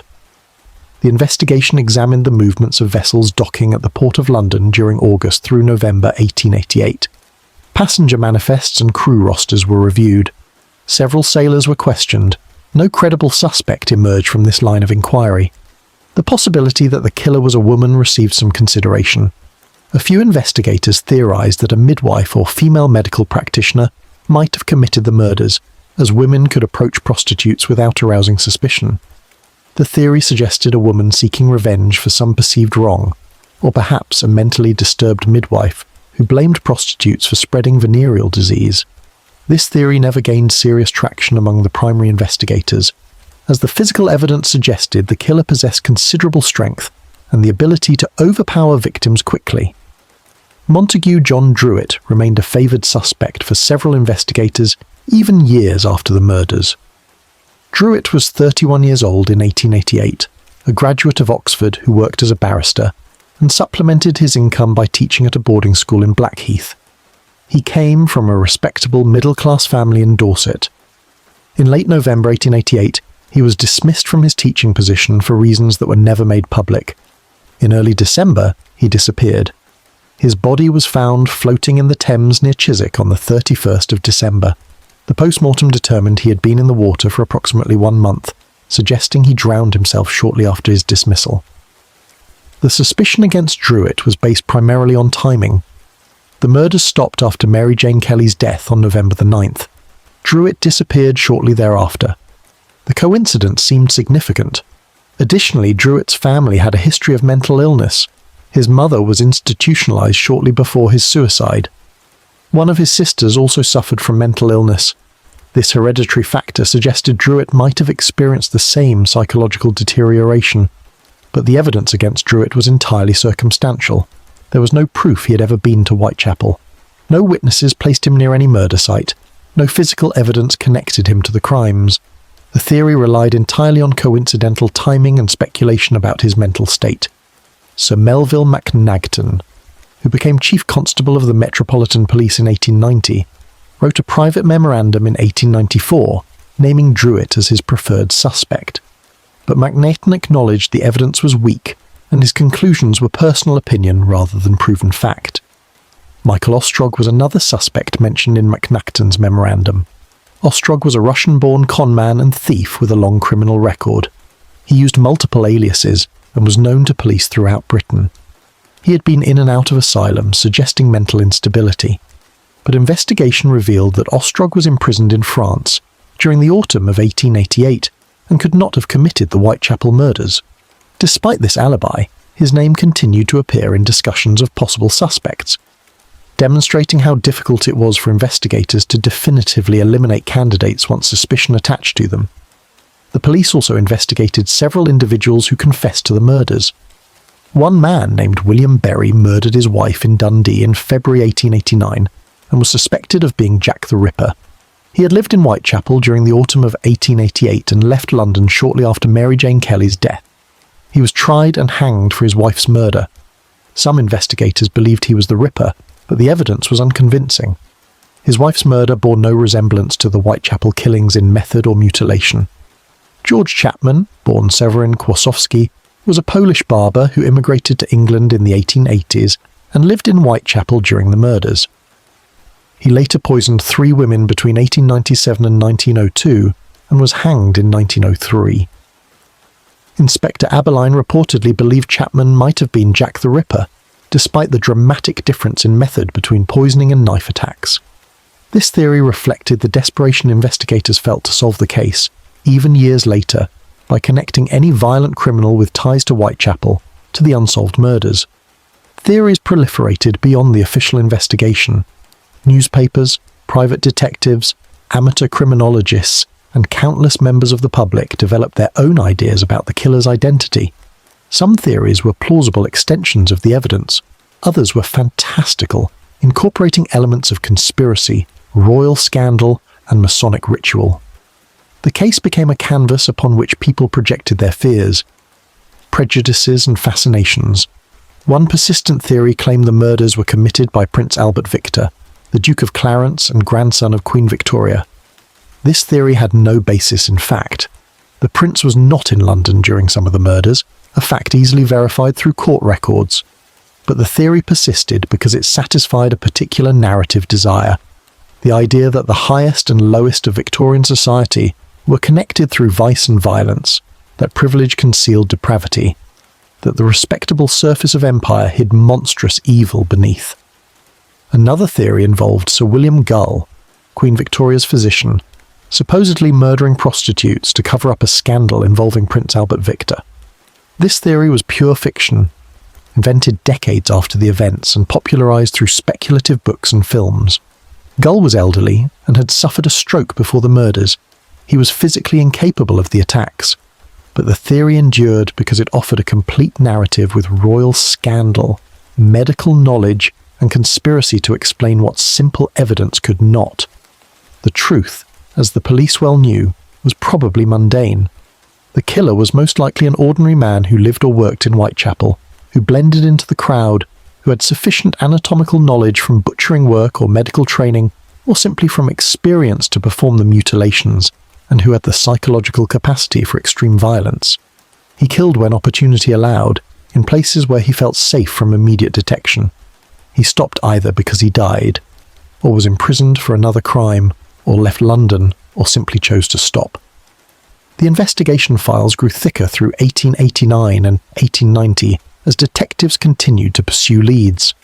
Every unsolved murder of a woman in London or elsewhere in Britain generated inquiries.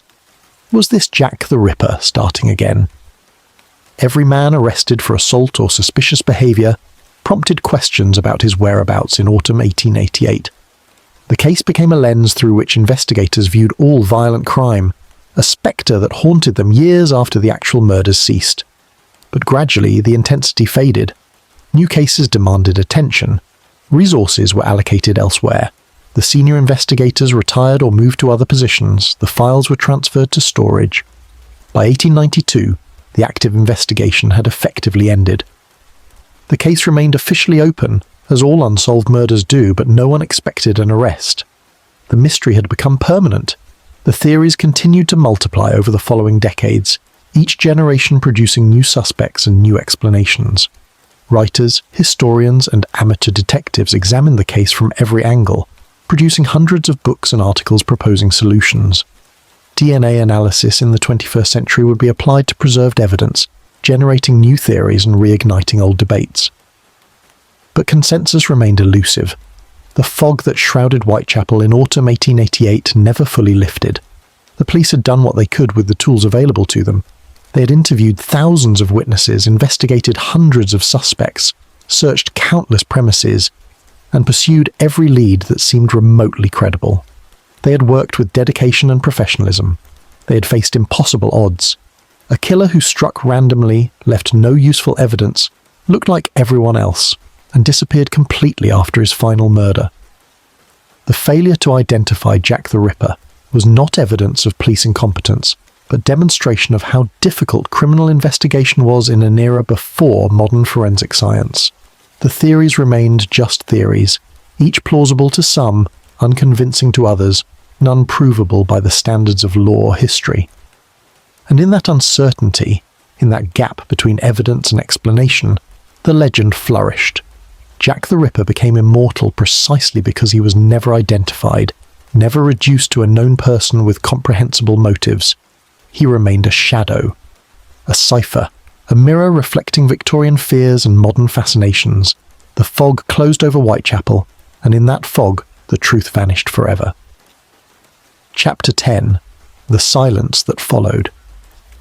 December 1888 arrived with frost that turned the streets to ice and made the lodging houses even more desperate for warmth.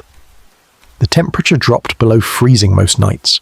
The Thames began to ice at its edges. The poor of Whitechapel suffered through the cold as they always did, with insufficient clothing and inadequate shelter. Their survival measured in days and nights endured. but the murders had stopped. November passed entirely without an attack. December continued the same.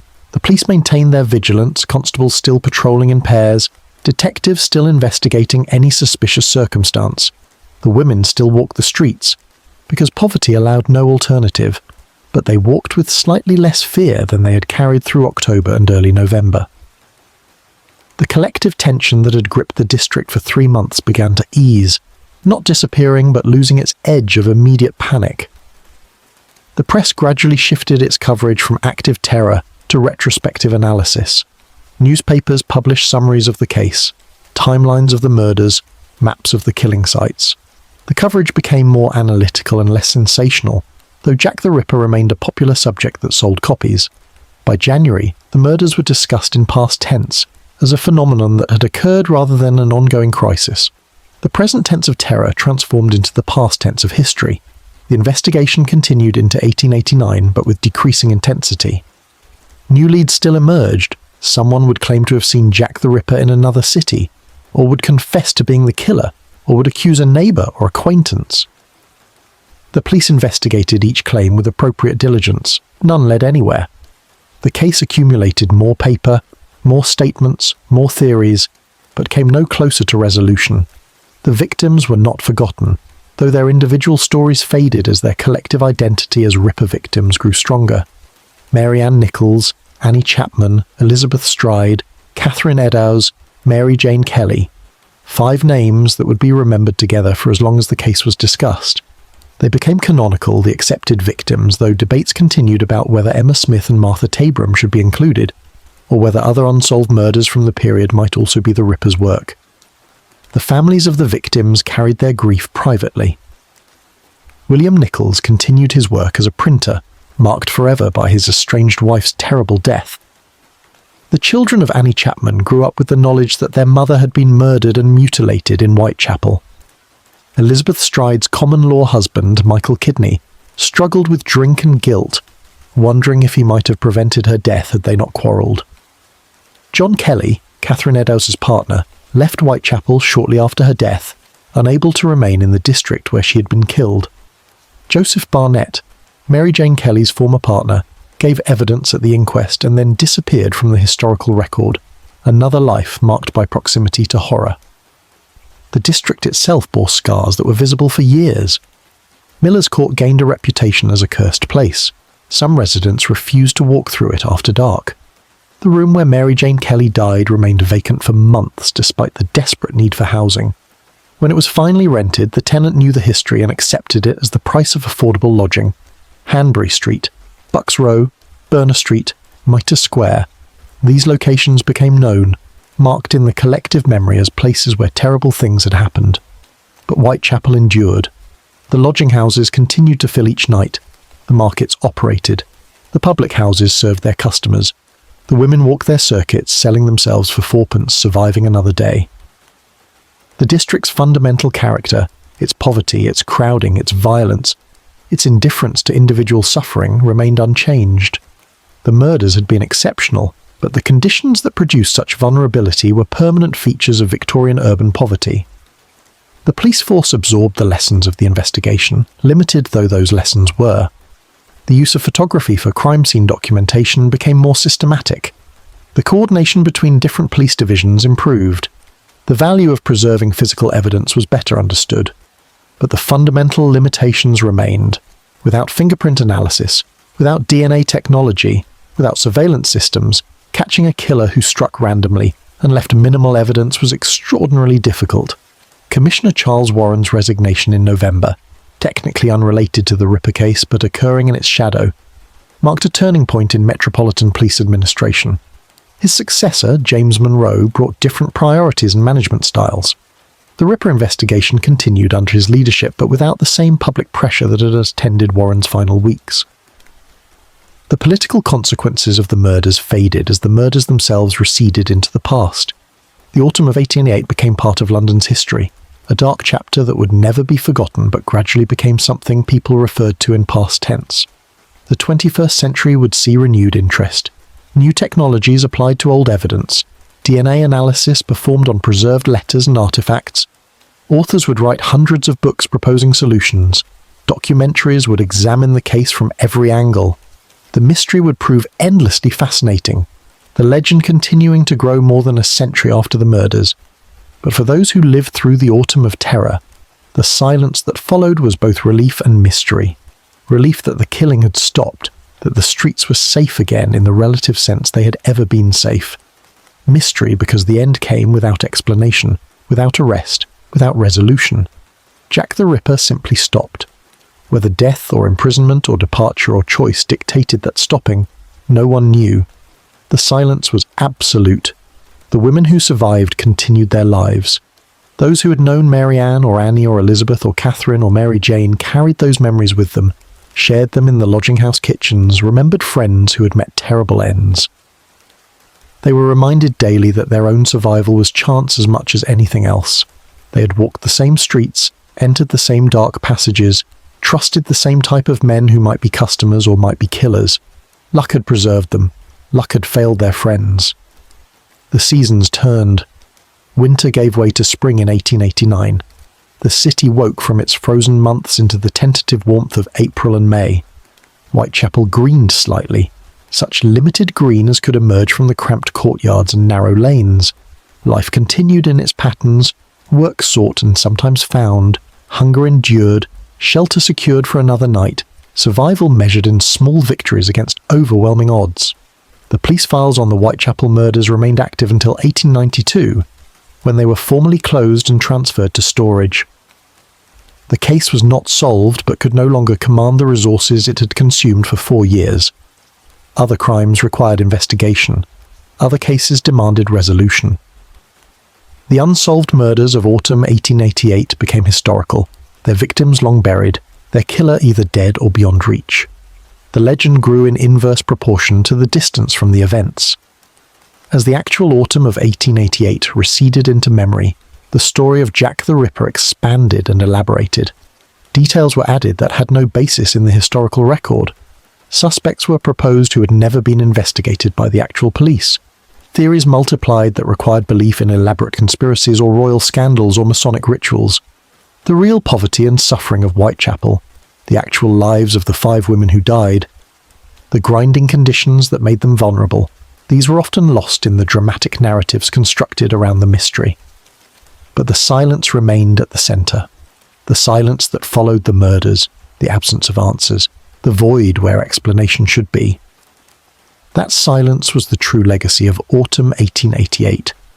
Not the sensational details, not the proposed solutions, not the endless theories and speculations. The silence, the unknowing, the permanent mystery. In the mortuaries of London, the bodies of 5 women had been examined, documented and buried. In the police files, thousands of pages recorded witness statements, medical reports, investigative notes, and dead-end leads. In the newspapers, millions of words had been printed describing, analysing and sensationalising the crimes. But in the end, silence answered all questions. The fog rolled over Whitechapel as it always had, obscuring the streets where tragedy had unfolded. The gas lamps burned through the winter nights, casting their limited light against the darkness. The lodging houses filled with the desperate and the poor, 400 souls paying 4p for a bed, or 2p for a bench, or nothing for a doorway. The city continued its vast, indifferent existence, absorbing the deaths of 5 women as it had absorbed millions of other deaths, recording them in registers and burying them in cemeteries, and gradually forgetting the details while remembering the legend. The women of Whitechapel walked their circuits through the years that followed, their numbers never diminishing because poverty never diminished. New unfortunates replaced the old. New faces appeared in the lodging houses. New names were recorded in the police books for drunk and disorderly conduct or soliciting or vagrancy. The cycle continued, unchanged by the terror of 1888, indifferent to the lessons that might have been learned.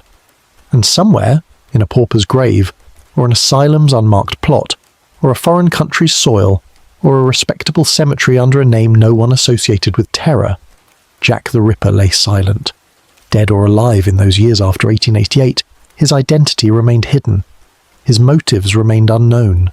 His fate remained a mystery equal to his identity. The autumn of 1888 became history. The terror became legend, the murders became immortal, and the silence that followed the final killing stretched across decades and into centuries, broken by endless speculation, but never by answers. The truth remained buried, perhaps literally, perhaps only in the lost memories of a killer who took his secrets to whatever end found him. The night grew quiet now, as all nights eventually do. The story reached its conclusion, not through resolution, but through the simple passage of time. The candle burned low, the chamber fell silent, and history, once again, turned the page in the dark. The fog remained, eternal and impenetrable, and in that fog, the shadows of 5 women walked still, remembered not for who they were in life, but for how they died, their names forever linked to a killer whose name remained unknown. They were Mary Ann Nichols, Annie Chapman, Elizabeth Stride, Catherine Eddowes, and Mary Jane Kelly. They lived in poverty and died in violence, in the autumn of 1888, in a district called Whitechapel, in a city called London, in an age that promised progress but delivered for them only darkness. The silence held, the mystery endured, the autumn ended, and the world moved on, leaving behind only questions, only theories, only the eternal fascination with terror that walked briefly through the fog and then vanished, taking all answers with it into the dark.